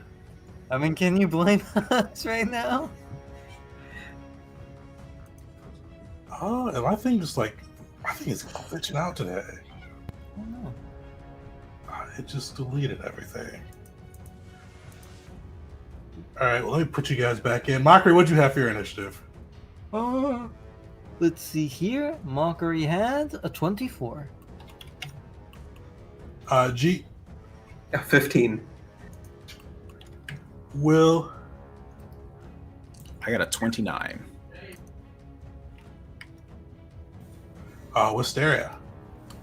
22. Belric. 18.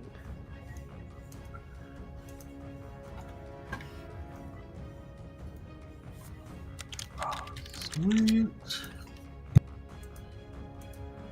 Let's see what these guys had.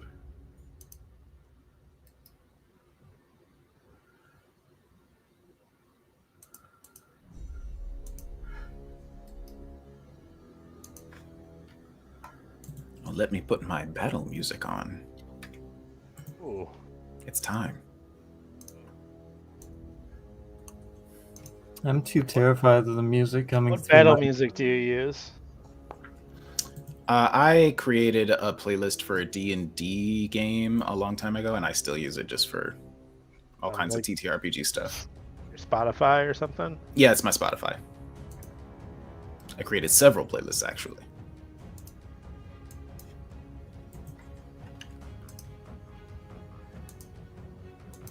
All right.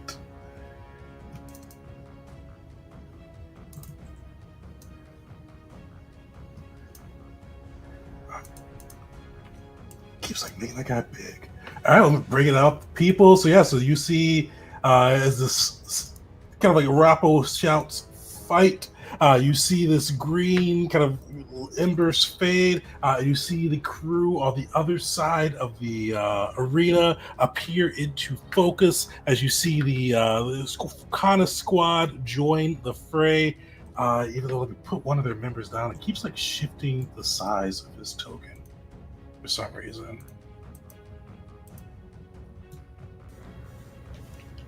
Does he have some effect applying it, or is it something on the prototype token or something? I don't know. It's weird because it was fine earlier. There we go. What was Wisteria's recommendation on who to attack, or is that Casters, basically whoever has the lowest health, so that we can knock them out quicker, and that'll give them less actions per round. All right. Yeah, you see kind of the crowd cheering. You see the Fukana squad, vengeance in their eyes as they look upon you, those who had broken free, dishonored them as you broke free. Even though it was later revealed to be a bid for General Thrax himself, the scars run deep, especially from Morlock as you see he's still like, it's like not even like hidden. You see like he wears like the section where his neck was bit and scarred. He does not wear armor there. He is showing off these scars that he received from mockery during the escape. You see they look grim and angry as they look at you all as they prepare to do battle with the Gavels. Let's jump into it. I don't know if we'll finish this one today, but let's get a couple rounds in. First one is Varuk, and you see Varuk shield raised high, armor gleaming, black, kind of gleaming against the black scales of his skin. This dragonborn, this officer commander of men. You do see he bellows out. You see him look around to kind of the crew, and he just like run them down quick. We're not going to let these cowards get any of their tricks off. Get at them, take them down. Let's make a spectacle out of these losers. And he is Lishiashu bellowing command. So he's going to let them take the second action. And they are going, you see them kind of like all like doing their own little rituals, all kind of gearing up. So it's one of his actions. He is going to stride forward. You see the shield risen up, and he is like, "You were tricksy last time. I'm not going to let that happen again." As he makes his way to Bill, he lift his spear and thrust it directly at you. Great. Damn. So it hits. You see stab in, rip it back for 13 damage as he runs up and comes, jabs in to start this combat off. Hey, I don't know. It might just be my general anxiety, but I'm a little bit worried about losing the first round. First blood. Yes, You me too. guys have the first round. Second round is where I could see you losing. I'm not sure about the first round. But who knows? Dice, these guys don't like you. These guys. Oh, meant to say it before, but I was muted. But like, Moloch's scars, those are on his face, aren't they? I thought you bit his neck and face. Oh yeah, like face, just like that Bit whole his general neck and area. with like, crunch. yeah. So he's showing him off proudly, but he looks very angry. Vexio, you see the Arcane Legionnaire as his turret rides up. You see that spell blade, the katana that he was wielding last time, gleaming in the sunlight. And you see, like, he raises up like both his hand as well as his sword. And you see him kind of like gesturing around. You see like these three orbs kind of start to hover around him as he begins casting a spell. But you see he's almost doing it with a bit of flourish. You see as he gathering the magic through, you see him kind of gesturing and seeing them each change colors, and he starts to point with his sword to each different target, doing a little bit of an arcane flourish as he tries to excite the crowd with this. So we're going to do our first one. He has to beat a DC 22 to be able to gain some favor. Or sorry, DC 24. Because it's a hard DC for your level, so plus 2 of that, 22, 24. He does get a 26. So you see as he is waving that around, and you see these force barrages becoming through, changing color as the crowd cheers. You do see the crowd kind of just almost mixture between cheering and bated breath as he lets this off. But he is going to cast Force Barrage. And Mockery, he is targeting you. Yeah, Mockery did kind of tell him the next time he saw him. You threatened him pretty heavily. He's casting this at third level with 2 actions. Oh boy. So that is, how many is that? So third level, that is 3. He is sending your way.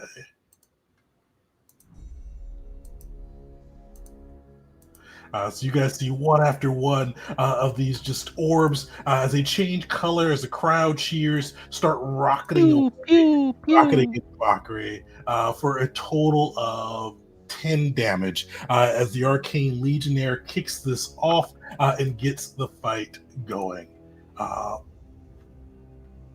Sweet. So we're going to see the clocks on the side. You guys have one disfavor. So with that, I should have talked about this before we jumped in, but if you go to the item section, you should see tournament conditions in your menu. Do you guys all see that? Yep. Drag over favor -1 to your crew. Fortunately, there's not a way to do it to everybody. I tried multiple times this week. It's where would not that- allowing me. Oh, it's not allowing you? I was able to. Oh, okay. Doesn't show an icon on my token, but I see the effect in my Oh, I can character see it. I see it. Yeah, you're right. I do see it. It's in my items, you said? No, it's under effects. It's like the little glowing person icon in the character sheet. Items, tournament conditions is where I found it. That's where you found it, and then it shows up in effects if you drag it over. Yep. Where is it again? So if you go to Items. items on your menu sheet, you'll see the tournament conditions. What do you mean by menu sheet? Like, Top right corner. yeah, top right corner. You can. Oh, that's something different right there. The effects. All What right. does it do? It is a minus. So tournament favor 1 is a +1 bonus. Tournament favor -1 is a -1 bonus. So as they gain favor, you guys get disfavor. So this is a untyped penalty or bonus. So it's stackable with everything else. But basically, this one takes you -1 to everything. So think you're frightened, but it stacks frightened. Oh. Well, you can make that right. What'd you- As you're saying, Will's gonna cheer up the crowd for us and turn things back in our direction, right? Yeah, Will, you are up. Get the crowd hyper. Do it, Will. Looking at myself, and I'm like, oh wait, I realized I lost. I was assuming I had an ability from a million years ago, but I actually that one's gone. That's from forever ago. All right, so first thing I have to do is find out whether this. You know what? Why risk it, right? First thing I want to do is take a step away from this guy. I could find out right now if he has attack of opportunity, but I'm like, let's not risk that. There's no reason to.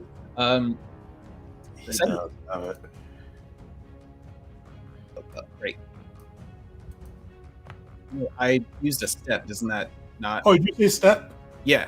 Oh, okay. I thought you said you. Okay, you're good. Yeah, I'm avoiding having to worry about that. Good to know. That would have been a crit. Wow, yep, that would have been a crit. It's great that I didn't risk that. All right, the second thing I'm going to do is I'm going to cast a spell. I'm casting Angelic Halo.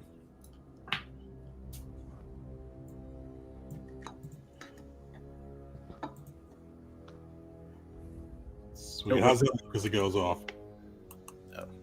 Oh, I put on the wrong thing. Hold on, give me a second. Yeah, it's just like always. A halo rises up above his head and then bursts out and it just like sort of hovers in the air around Will, about 15 feet all around him. But let me drag the angelic halo up. All right, and then for my third action, I want to do something funny. I want to do a. The checks that we can do to like gain the crowd's favor can be like pretty much anything, right? Yeah. All right. I want to use a deception to try to like feint to like make a fool of the officer that just attacked me.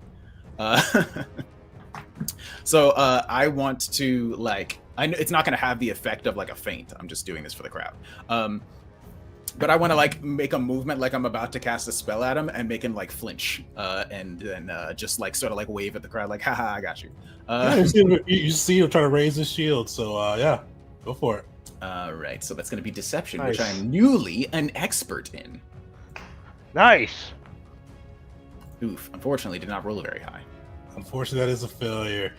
You see he does raise his shield, but not a crit fail. This is a regular fail. But he does raise his shield, but the crowd just doesn't seem like that. They seem kind of confused. All right. Well, that is my turn. All right. Mockery. You are up.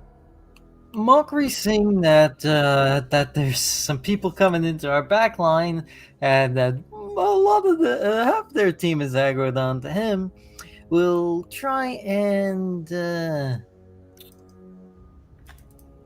yeah, he's not gonna be able to command hyena this turn.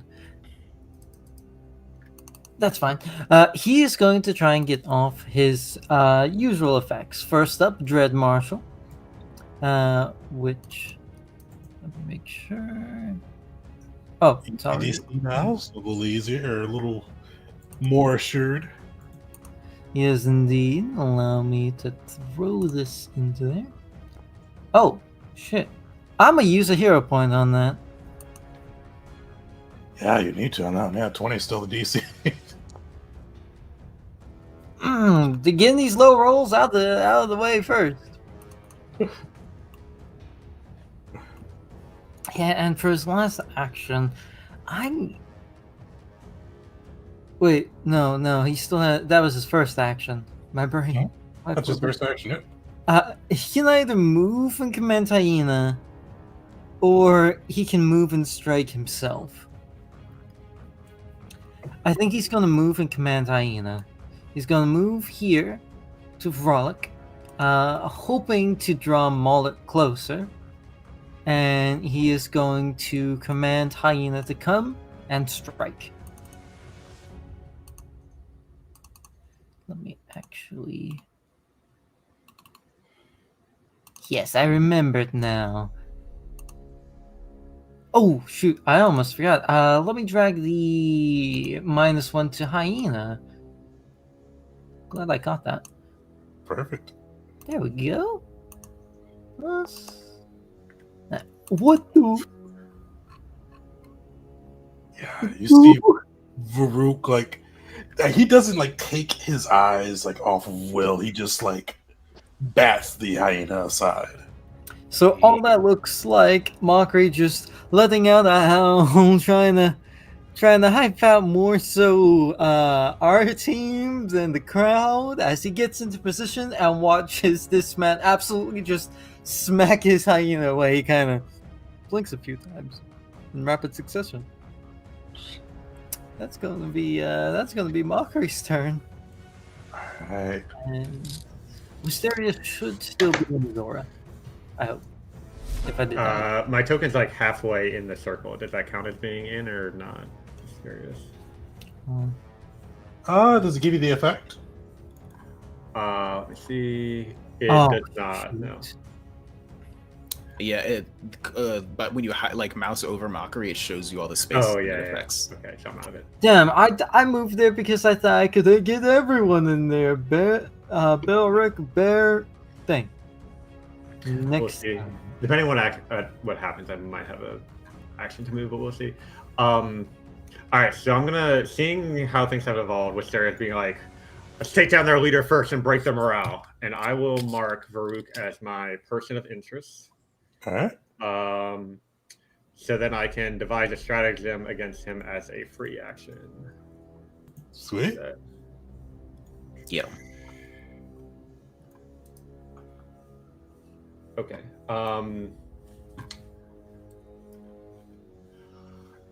Let's see where he is. All right. So what I'm gonna do is use a thing that I haven't done before. That's new with the remaster.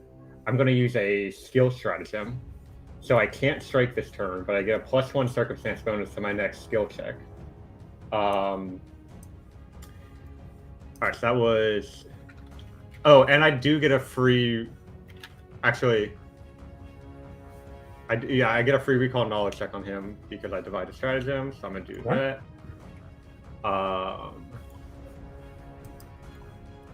And let's see. I'll say I'm trying to figure out if he has an opportunity attack because he technically shouldn't have done that earlier because Will stepped. And that's what I would do if I didn't already have that information that Wisteria doesn't have. Go for it. I clicked the button. Did it Oh, show you it rolled, yeah. Unfortunately, he is not off guard. You can tell this is a pretty fearsome foe, but hard to tell by his movements. It seems like he's kind of almost retrained himself a little bit since you last fought. That's fine because I'm using my skill stratagem anyway. All right, so that was one action. And so just double checking. Can I try to gain crowd favor twice in the same turn by spending 2 actions? No, it's a flourish ability. Okay. Well, I'll start off with doing that, and what Wisteria's gonna do is whip out her like repeating crossbow and kind of twirl it around and like reload it and show all the intricate mechanisms and try to make a crafting check to show that I have a lot of fancy weaponry that the crowd has never seen before. Go for it. All right. Skill stratagem is on. That is not on. Favor -1 is being applied. Let's go. Nice. So that's a 27.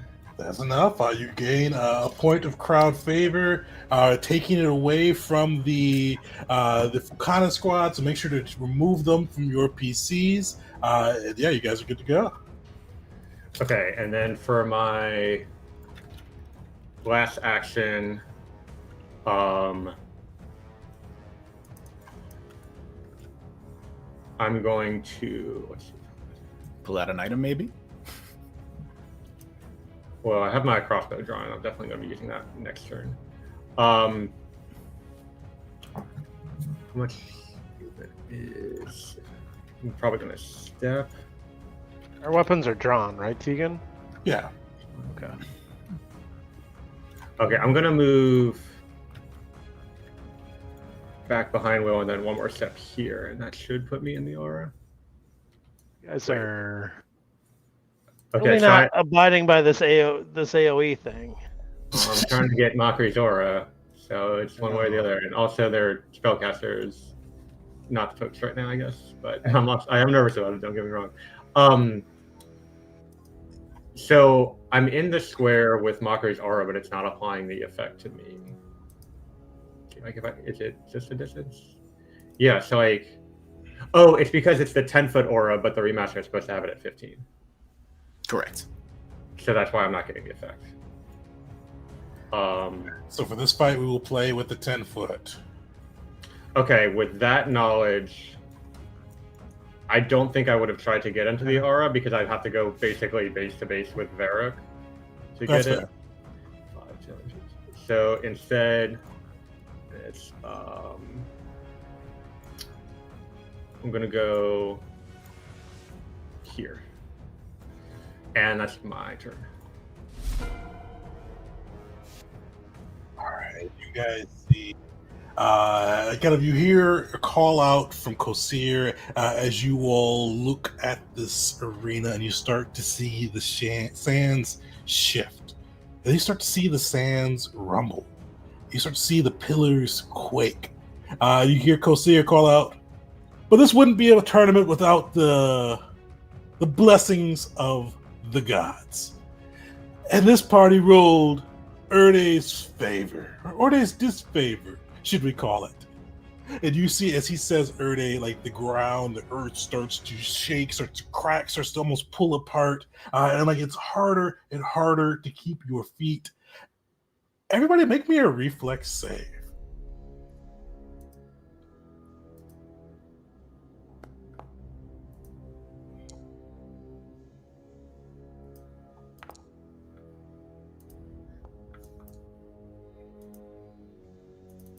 Hey, bear safe. Bear's doing it big.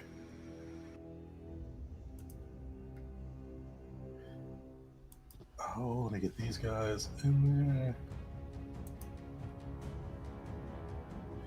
For some reason, I cut this off. I'll throw it in now.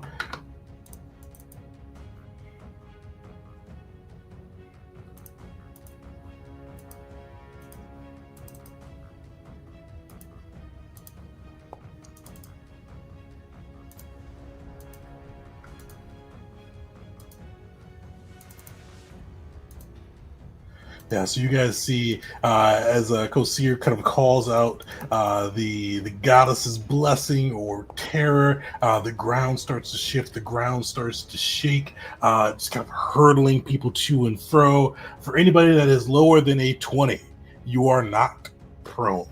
For anybody Do we that... have 319s? Do you have 319s? Brutal. Brutal.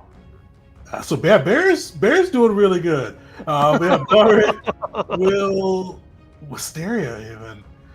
You all are knocked prone. Jeet, you are good as well. The Arcane Legionnaire is not prone. Belric added his disfavor, I think, so Belric might still be up. Oh, sick. I feel like I have 3 disfavors on right now. What's going on here? And I should take off the other guy's favor, but I think anybody that would have passed even with it. But you do see the Arcane Legionnaire come flying to the ground. Thank you, Jeet.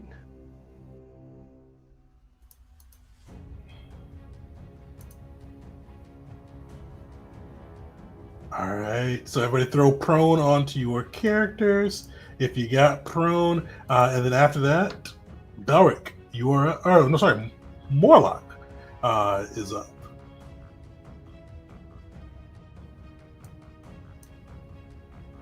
Yeah, Mockery, he is going after you. You see, like he looks pissed as he runs over. Is he mad enough to do that with his commander there? I just got back and I think I heard a little bit. Yeah, Mockery, yeah, you're targeted. He's not going to do that. Yeah, so you see his commander there. You see him rear back with his head, and you see kind of like smoke dripping down his snout. But he does see Varuk there, and you see him shake his head. And you see, like, instead of that, he lifts his blade, and he comes at you, like, hard. You see rage in his eyes, his scarred up body just coming at you, and he is sweeping at you with his glaive. This is important. Did we gain any favor last round? You did. Well, you're no longer disfavored. All right, let me take that off of. Oof. Oh Yeah, shit! That is not. That's good crit no matter what. Oh, he is angry. That is a legit Oh, nat 20. shit. He's That is. Oh, nat 20. That's not gonna matter then. Mockery's not off guarded since Hyena's flanking the commander. That would take away off guard from. Does Hyena have a special ability? Oh no, I thought that was just with flanking. If basically if you flank someone who's flanking, that takes away the. No. Fortunately not. Oh shit! I ran combat for my game wrong. I lost the processor. No. Yeah, you see he is pissed. He's coming at you. Unfortunately, that's a straight 20, so that does gain a point of disfavor on the crowd. And he launches at you a wicked looking attack. Iron Command, which unfortunately is purely the 2d6 right now. Holy shit! You see, like, pure hatred, vengeance slashes across you, drawing blood, and he spits, and you see acid burning into the sand, and he goes, "You dishonorable, infernal cur. You dishonored me in front of the 13th. I wish I could bury you here." But with that, you do see he is going to... Oh, shit, I forgot to have him do that. He's got to make a save.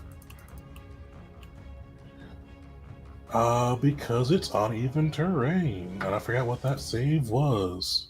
I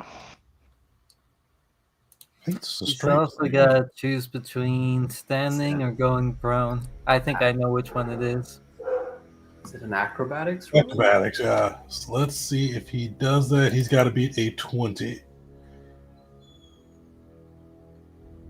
What is this roll for? I'm Uneven terrain. Is this uneven terrain we're standing on? Since Yeah, because the the- Earth shift, yeah.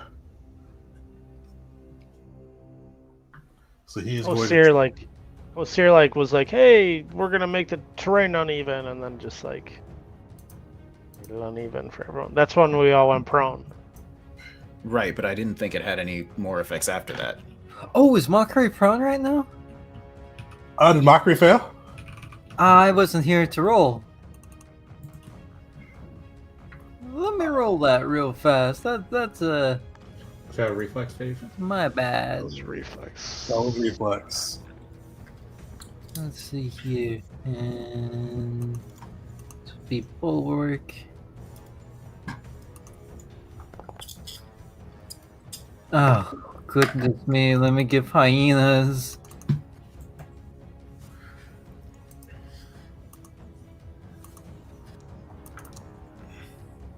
At least he did. Damn. Yeah, so you do see, luckily he does burn in action, having to stand up. So he can only do that one strike against you. He made it count. Because he also had quickened from his commander's bellow. Why do I keep getting disfavor? Oh, well, you guys do have disfavor because you got an nat 20, but Belric, you are up. I didn't put that on you, though.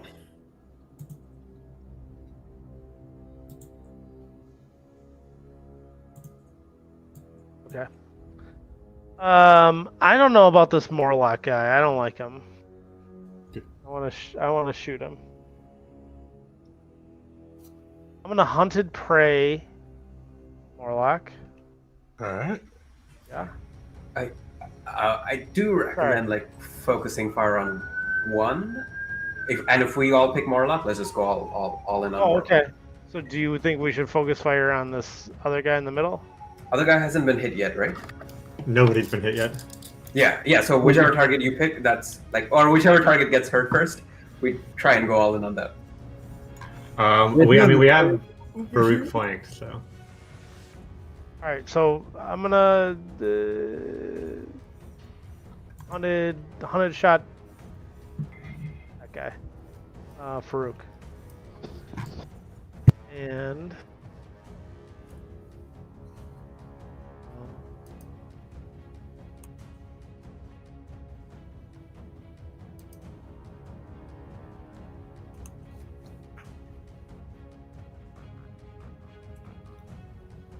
I'm gonna take 2 shots at him. Shoot Once I away. figure all this out. What are you doing? I'm taking 2 shots at this guy in the middle, Aruk, whatever his name is. Rook. Yeah, Sweet. I'm just working through. I haven't attacked in a couple weeks, so week. All right, here we go.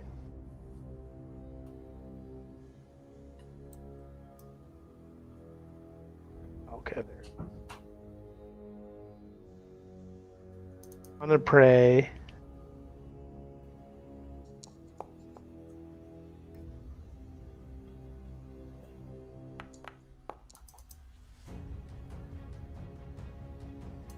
Unfortunately, you do see both shots ping off of his armor.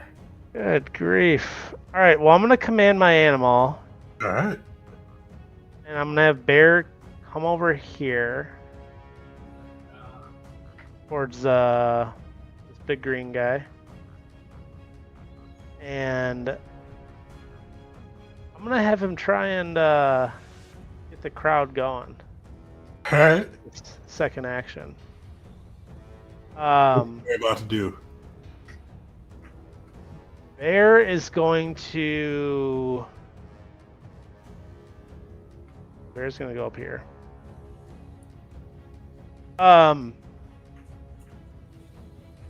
Bear's going to like run up, stop, like really quickly, and then he's just going to make one of the loudest roars that's going to like everyone in the crowd is going to hear right in the face of this green dragonborn. Trying to intimidate him. All right. Give me an intimidation check.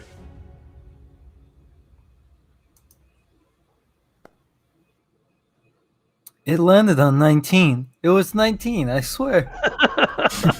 It was 19, and then it just decided, no. I will say, are you letting that stand? That would be a crit fail. All right, no. I'm just going to use my daily... Yeah. We're Hero going point for that it. up. Yeah. Hero pointing this. Grief. It didn't roll, it just dropped. Fortunately, the crowd just is like, they've heard some of the rumors of the gavels. They're just really like, not really just buying into it just yet. But fortunately, that did not earn you another point in disfavor because that put you down to 2 with that roll. But then the crowd's just so far not super impressed with the gavels. To be fair, we've not dealt a single point of damage. Yeah, so be that impressed. Yeah, we haven't done anything. I don't... Have they missed once? Well, they've only attacked twice. Actually, no. Well, the other guy did force barrage. He didn't really attack. He just did damage. But Abek is up. You see, like this dragonborn. He's like nimbly moving back and forth. You see, he does take like this archer stance with one of his actions, kind of drawing back, keeping his nimbleness afoot. Who's he gonna? He's gonna shoot at that bear. He just saw a big old bear run in, so you see him like pulling back on the bow, and he is going to use flurry of blows with his monastic stance, monastic archer stance. So you see him pull back on that longbow twice, targeting poor bear. I forgot to target bear. What's bear's AC?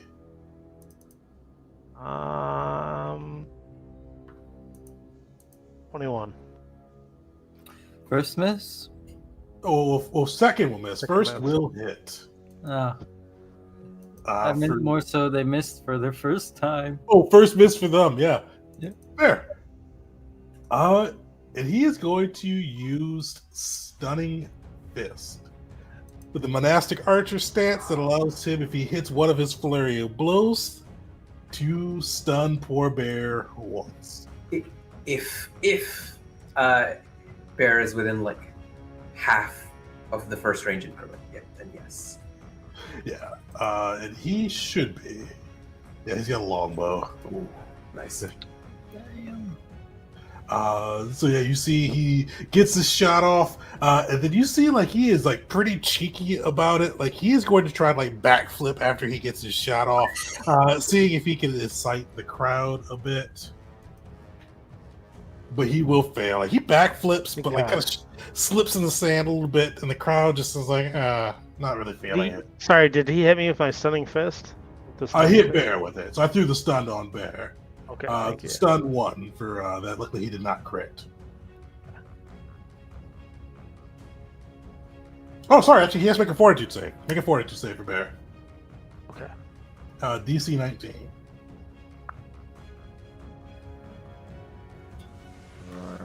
Right. So fortune still failed on that one. Oh, but he still has an extra attack. Can he do anything cool?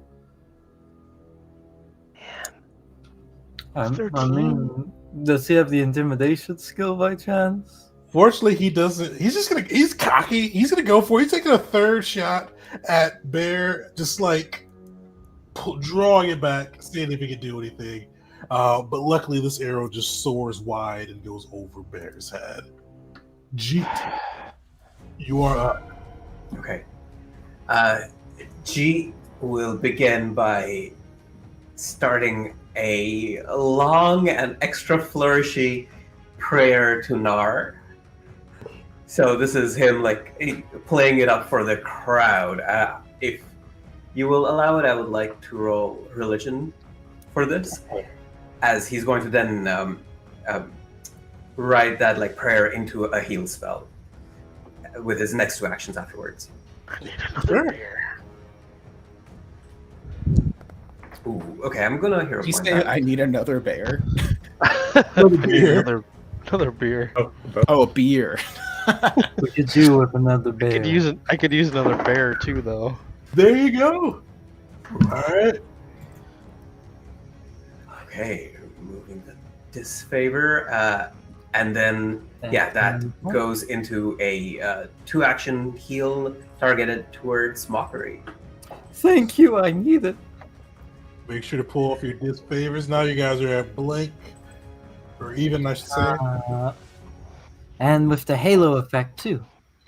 Oh, nice! You're within the healing. Oh, that's cool. So that what level is this heal at? This is 3rd rank, so it'll be +6. So and it should automatically apply. Yeah. Nice. All right, that's how much damage you took, I think. So that's my turn.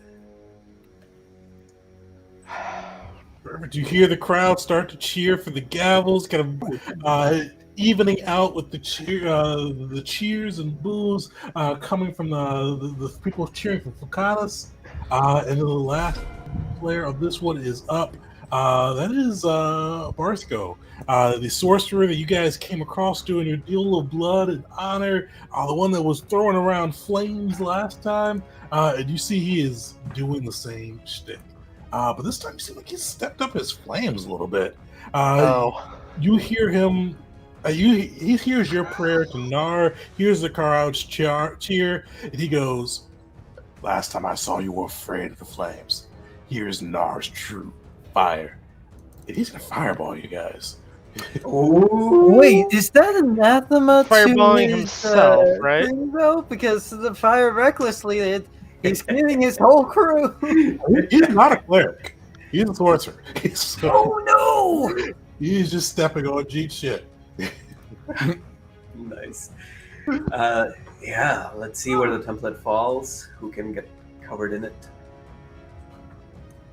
So, Mockery, you don't have to roll. Oh Which wait, is very, very good for you. Which is this is Hyena, Will, Wisteria, Belric. Next reflex saving throws and don't save your good rolls. Guys, what did I say about a tight 20-foot radius? Hey, hyena succeeds. Bear is just on fire today. This is his second crit reflex Oh save. shit, Bear that was supposed to be for Balric. God bless it. Oh, no worries. Yeah, so you're still not 20 it, so you're good.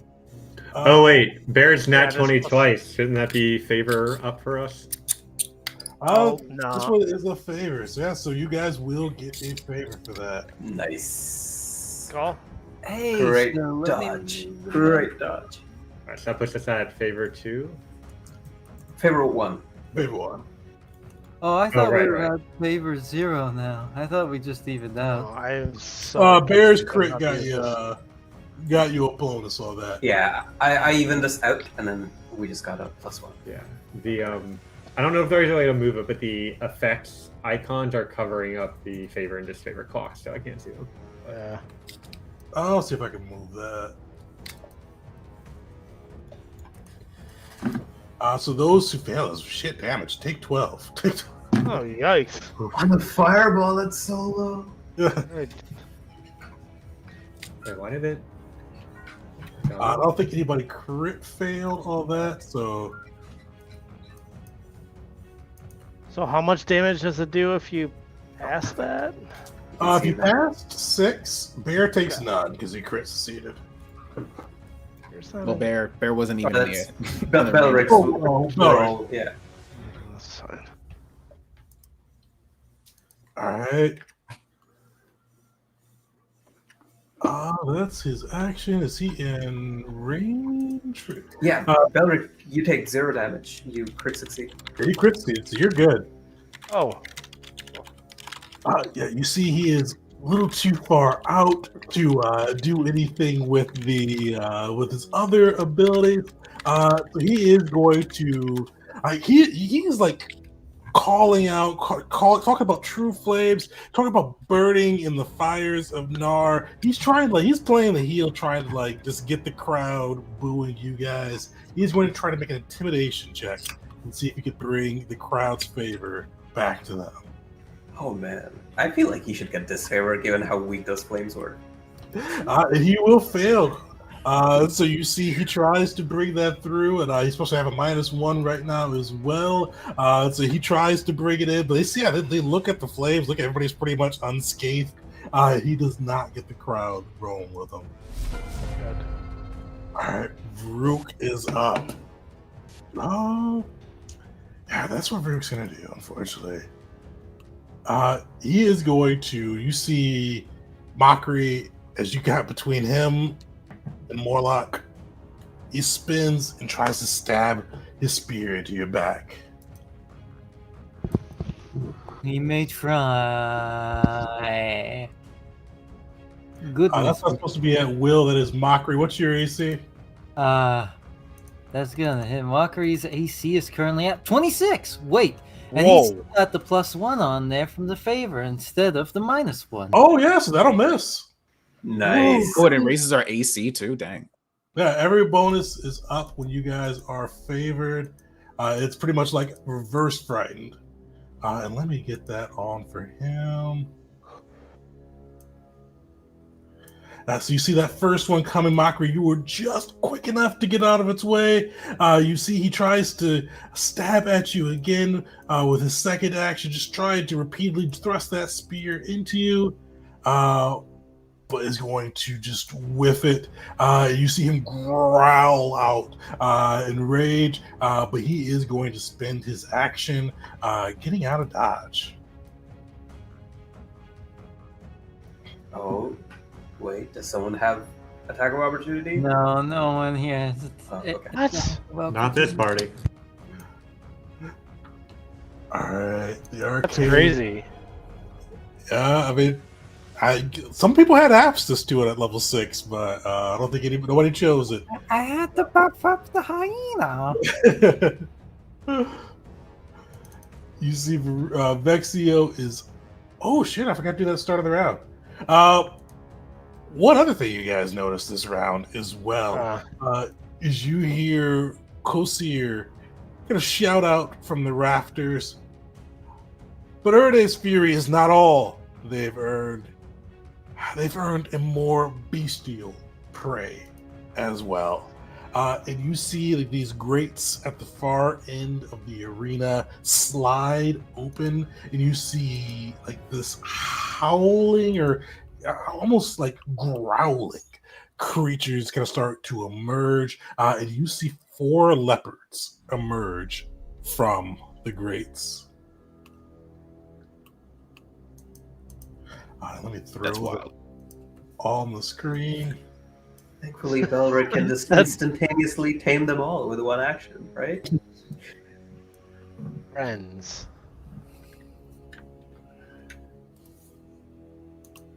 So where are those dropping? All corners. Never selected Oh no! animal. Why would that ever make it train animal? This is nothing. Nothing for this.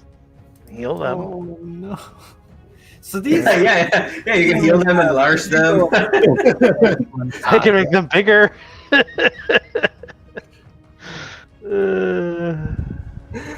Can track them really well.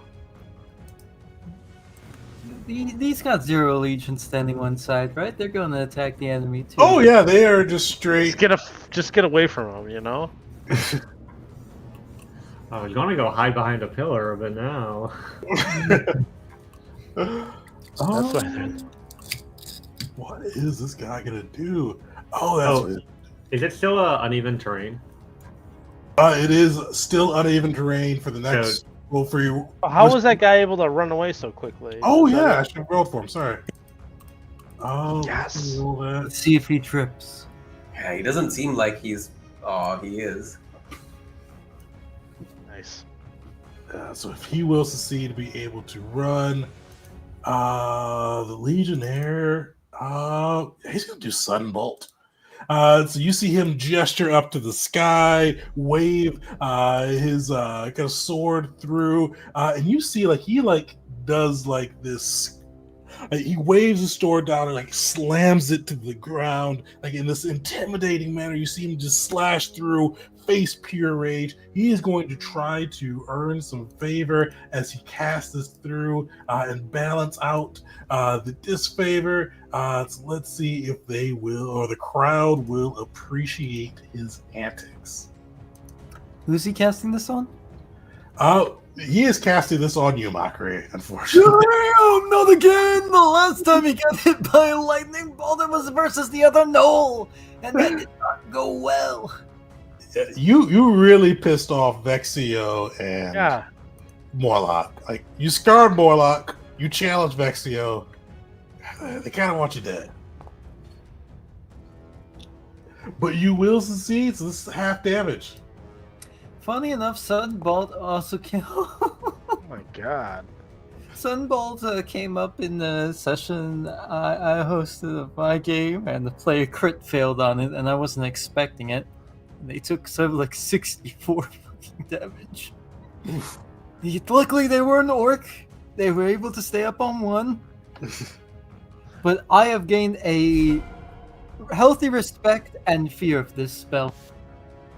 Luckily, you were able to dodge the worst of it and keep yourself on your feet. Will, you're up. We're at favor +1, right? Yep. Okay. All right. I think I need to stand up. So that's my first action. So let me remove prone. And then I will, let's do... You just stand up. You don't have to roll for anything. I don't think so. That's an action now. And then I am going to use... You know what? Let's get this actually started now and start actually trying to hurt people. What do you think? Yeah. Let's Probably do a good it. idea. We haven't done that yet. Yeah, I'm gonna cast Agonizing Despair Nice. on... Do we want to go for Varric or Morlock? Morlock's in Mockery's aura, so he'll stay frightened unless he moves. True, yeah, let's go for Morlock. Wow. Spell.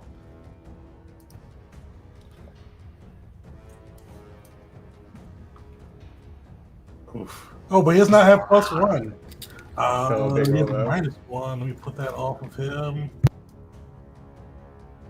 That'd be Target's mind tumbles on a deep well of dread, dwelling so intently on deep-seated fears that is painful. But you'd still succeed on that one. But what is the still success? frightened. Still frightened, yeah. He's frightened and takes half damage. So I will roll the damage. 4d6. Hmm. I believe that's dead average. Nice. Sweet. How does that look as Will gets it off? I think I'm gonna say that he just hears in his mind, "You will fail your companions. This is not your day." Nice. That's all 3 for Will. All right. Yep. Mockery, you are up. All right. Action to stand. Action to command Hyena, which Hyena will run over to behind Moloch and use his. He doesn't need to use the support benefit. He's already frightened. It's already frightened. Hyena will strike, and let me actually select Hyena. Roll. He hits. Give me an acrobatics check for Hyena too. Oh, I forgot. Is he good at that? He's kind of good at that. 18. Unfortunately, does not succeed. So, with being prone, would that affect the strike at all? You would have to just spend another action to stand and get there. Oh, that starts when he first moves. Then. It does. Yeah, spend the action to get there, so no strike. That hits, unfortunately. But we still got Mockery, who is standing and can roll to hit, so let's roll. Yeah, we take it. We That'll take hit. it just barely. That is with off guard, -1 favor, frightened. It took a lot to make that hit, but it hit. Goodness me! Yippee, let's do it! For 22 damage. Nice. How's that look?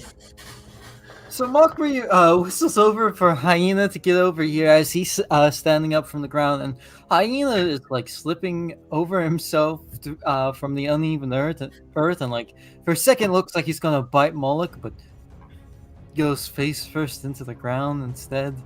While Mockery just looks at him like, "You're doing your best," and looks back to Moloch, grins, and will try and aim for the scars. Honestly. As rough as that is, just wham with There's that. an insult to injury on that one. Yeah, you see it It's cut an injury to through. injury. He's surprised. As blood drifts down from his scars that haven't really healed yet.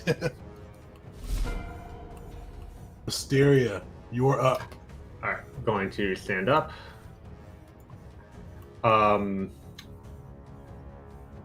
Right, I had to spend that action. We'll see how things turn out. I'm going to target Morlock and take a shot. It's my crossbow. Favor +1.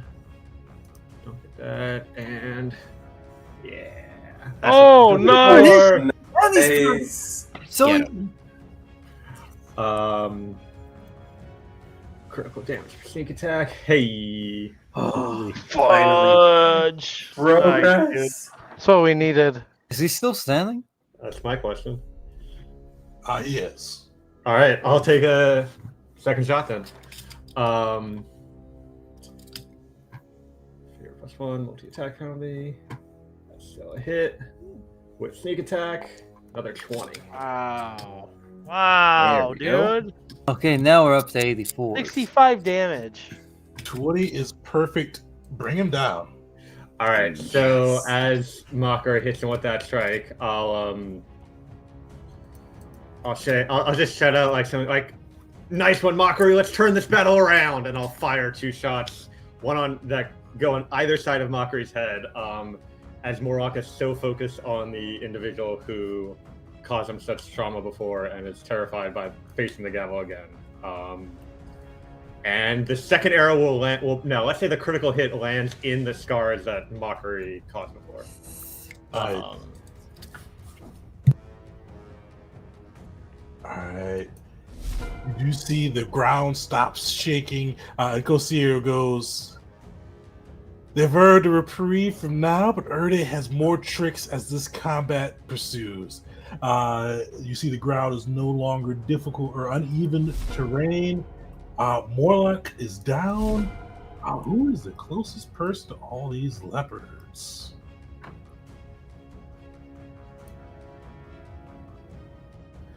So you see, which one is this?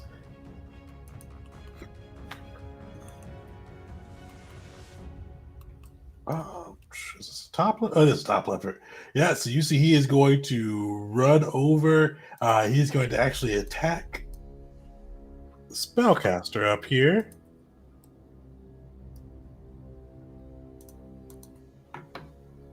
See, Wisteria, that's why you don't hide behind blocks. Oh, You're gonna get attacked by random leopards that come out of corners. That'll teach you to try to use the terrain wisely. So you see this leopard kind of come out of nowhere. It is going to pounce on this spellcaster. Not hidden, but he gets to move and make a strike. Shit, that will hit. Is that a crit?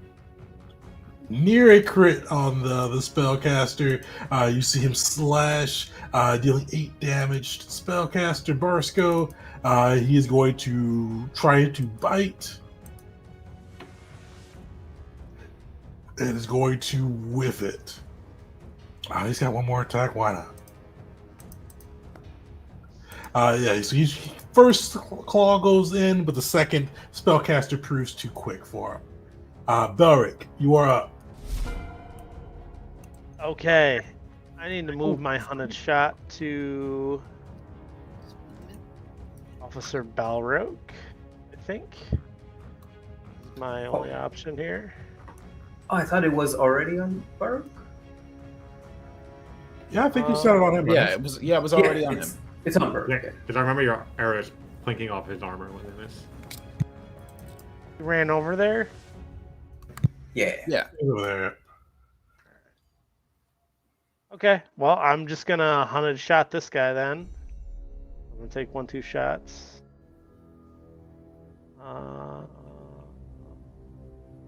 Maybe I should do something to enhance that prior. You can cheer up the crowd. That'll give us an extra. Yeah. I'm gonna do some cool shit with my bow. I'm gonna like things that I probably shouldn't be doing with my bow, or a dwarf isn't capable of. Still trying it. Call it what you want. Give me performance or acrobatics on that. Oh, fantastic.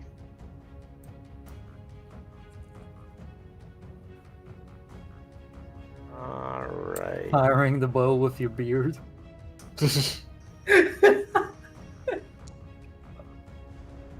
Dude. That's rough. I think you burned your hero point, unfortunately. Good.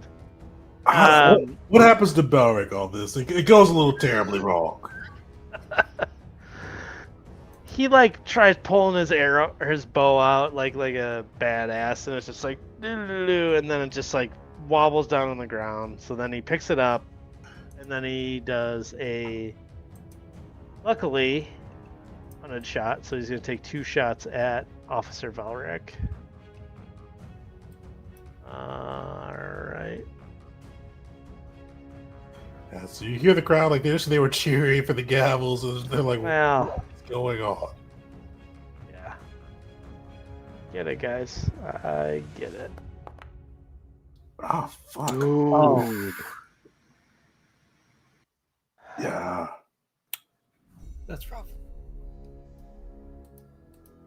So not only did the crowd like go from your side on this one, but they say they're cheering, like a small Gavels chant was going through, but after the beard shenanigans, they're like, what? And then that first arrow just like... Wait, sorry. Could we use one of our rerolls? Do we You do want have to? rerolls, yeah. Oh yeah. The performance Yeah, rerolls? We 'Cause it- please use it so we don't. Yeah, plus 11 is pretty good. Like, I hope it it won't reroll into a All right. Yeah. rough one. If your guys are good, I'll re-roll that. So you can't reroll the attack, but you can reroll the Acrobatics. acrobatics. Yeah. Yeah. Which I'll Oh, keep wait. as neutral at That- least. Wait, why did your acrobatics have a -1 favor? Yeah, it would have had that off. Yeah, so you'd actually had a +1 on it. Yeah. Oh, so that Okay. wouldn't be a crit fail. So Oh, it yeah, wouldn't have been a And I crit keep fail. like getting these weird Yes. little looks on everything.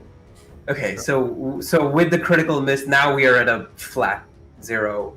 Flat 0. Okay. across. Yeah, I'm okay with that. Yeah. I don't need to reroll. Where's Flat 0 on the first shot. Second shot hits. Second shot will hit. Roll some damage, baby. Oof. Thanks. All right. And then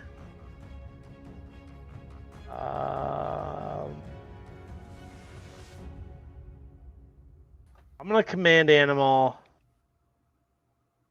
and I'm gonna start going towards this legionnaire. All right.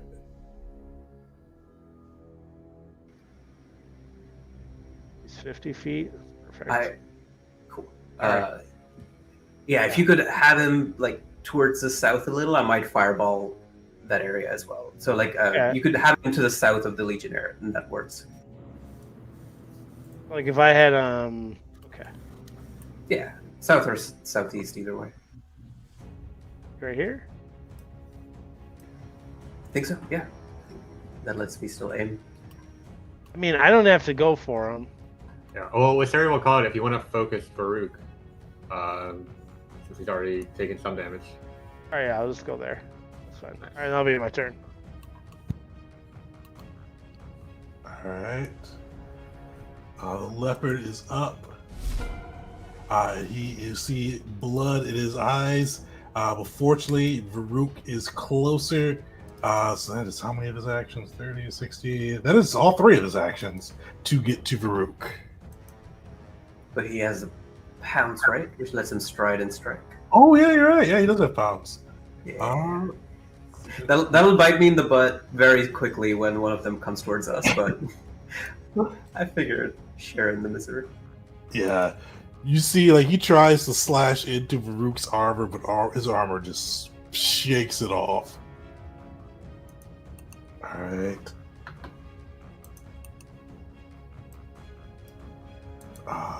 Beck is up.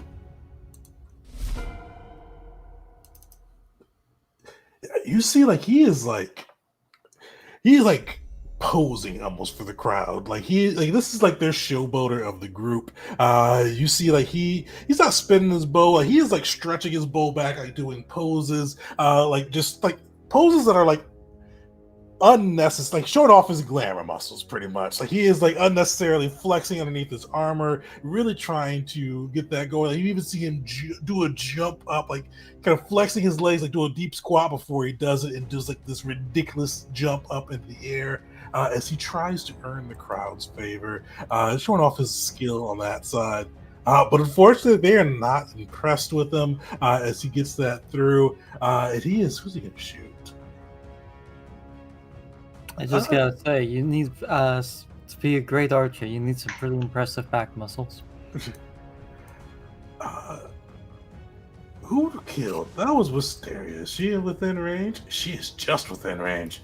So you see him draw back his bow, flurrying at Wisteria as she took down poor Morlock. I'm a nimble dodge. All right.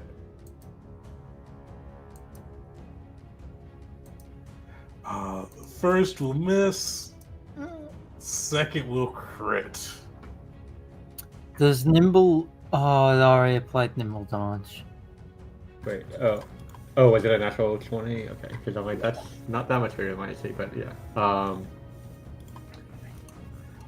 So 34 damage and give me a fortitude save, DC 19. Okay. And crowd starts cheering for them, right? Yeah, true. So everybody, you get, whoops, wrong one. So, you guys okay. do gain a disfavor on that one. So throw on disfavor level 1. Did that apply to my fortitude save? Actually the same turn, so I won't apply for that. Or same action, I should say. So it won't apply for that. Fortitude save. Nice. Solid. Okay. And favor.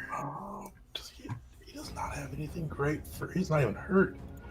Fuck, he's going for a third.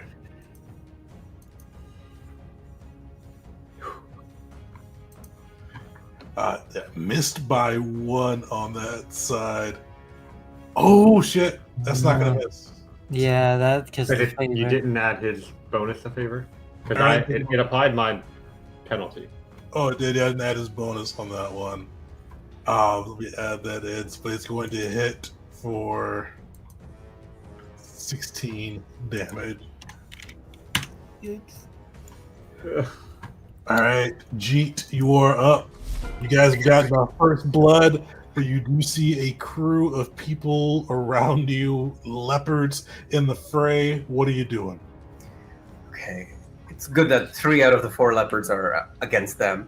So Jeet will do another loud prayer. The previous round one was along the lines of hold valor in your heart. This one is embrace your inner fire. So can I repeat the same check? Unfortunately, you have to do a different check. Different check. Okay, cool. So in that case,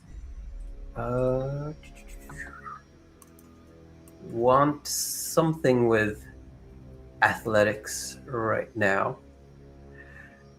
So yeah, let's do.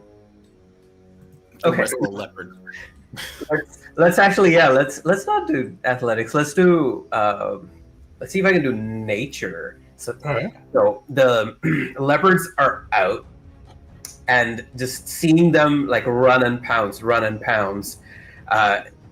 G gets low to the ground and moves almost in a cat-like fashion. And he's just going to just circle this area and get back to where he was. And then he will expel fire from his mouth, and that's how he's going to cast fireball. All right, nice. Give me a nature check. It is what it is. And that was that was without the disfavor. 1 second. No worries. Yeah, So throw that on for your DC stuff though. For you, the fireball. yeah, got it. Let's do the fire. Nice. All right.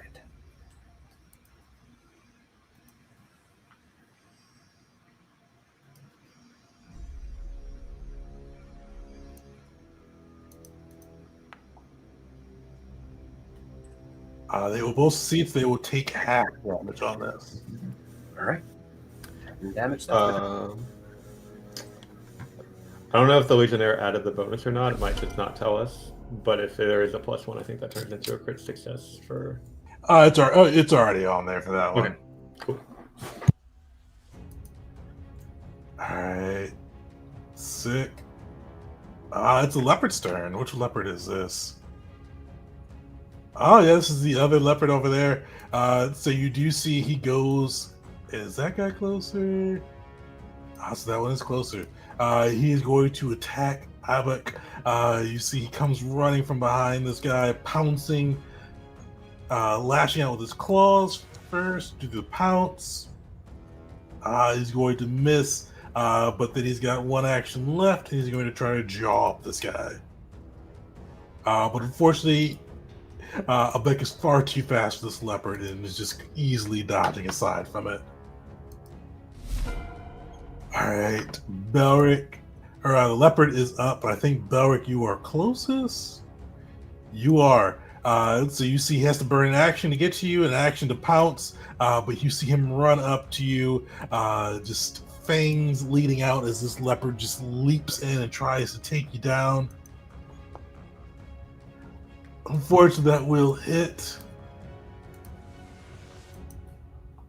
As he claws into you for 7 damage. Action to run, action to pounce. Unfortunately, he has a bite or a claw left within him. But he'll miss. Luckily, the leopards do not get any of the disfavor stuff, so he will not be able to connect on that second one. You see him try to follow it up, but Belric, you've seen animals before. You know what their kind of their parade drive is. You need to just take a step back. All right. Barsco is up, and we will let's see what he is doing here. Does he have anything cool? Yeah, that's what he's gonna do. So you see him gathering his fire around him. He is going to cast Scorching Bolt. He is going to target Jeet first.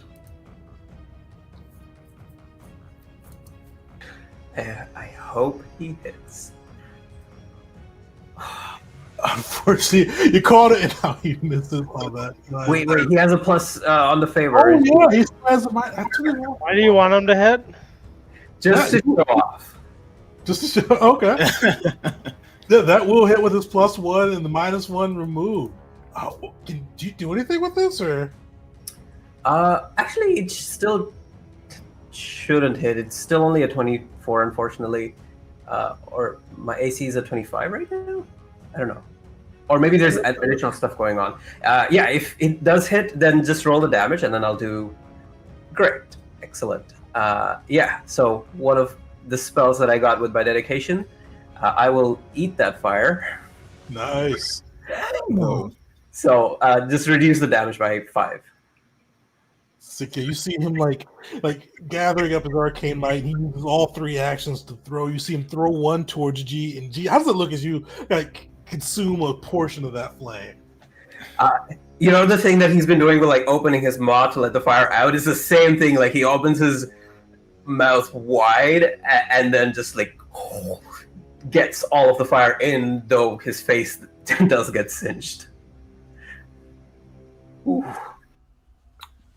Belric, you're getting hit with a critical. What? Yeah. So you see him hurl, after seeing G eat the flame, you see just true anger in his eyes as he hurls another bolt at Belric. What happens with a crit on this one? Double damage.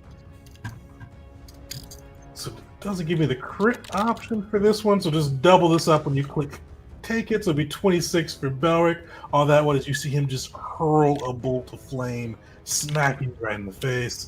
And the last one is going to target Will.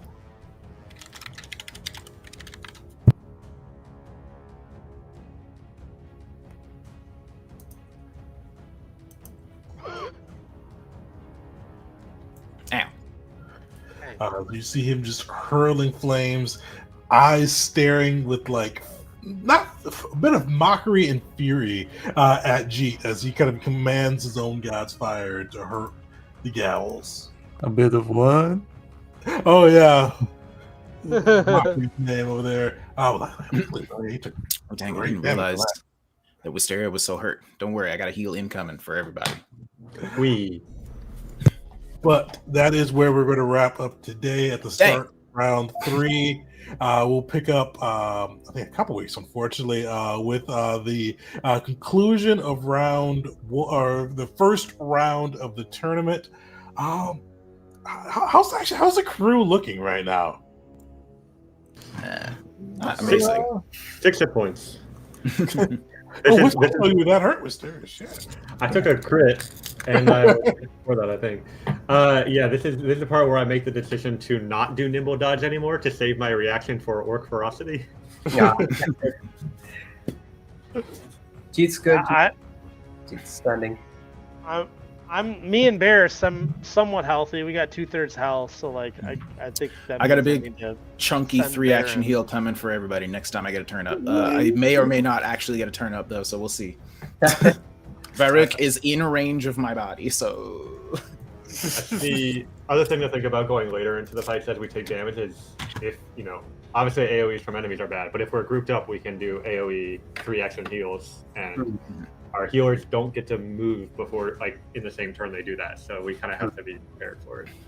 I will say, just to be cautious with the 3-action heals, is because you can't say, "Hey, the enemies don't get it." yeah.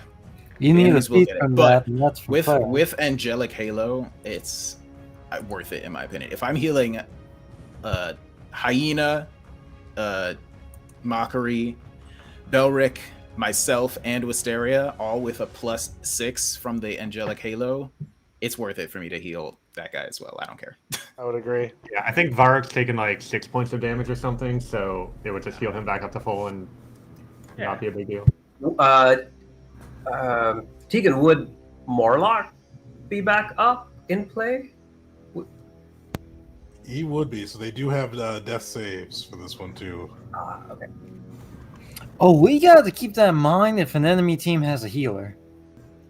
Yeah, this crew does not really have any magical healing, or doesn't really, and they don't seem focused on healing. They seem like they're more focused on like beating you guys into the dirt versus doing a real effective strategy.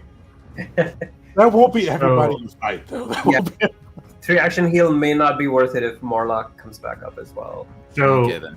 I brought Morlock to 0, so he should be above me in initiative, which means he would have already made at least one of those saves, I think. True. Oh, nice. Let me roll that for him then, real quick before we finish today. Our next session, September 5th. Damn. It's a couple weeks out. It's always a tough time of year, I feel like. Yeah. But we'll get back into that with so you'll see round one, or with finish round one, maybe getting a little bit of round two and a little bit of extra RP and politics bits in between as you guys get into the fight for peace. Any viewers that are still with us right now, while we will be away from Pandemonium the next 2 Thursdays, next Thursday we actually have a surprise one. We've got Chris will be GMing his own system. Chris, actually, I know I'm putting you on the spot right now. Do you have any things you want to stay for your system for next week? Just like anything about it, or Anything, actually. While you think of that too, I will go for the week after that as well. The 29th, yeah, of August, we are doing Fallout TTRPG actual play as our game of the month.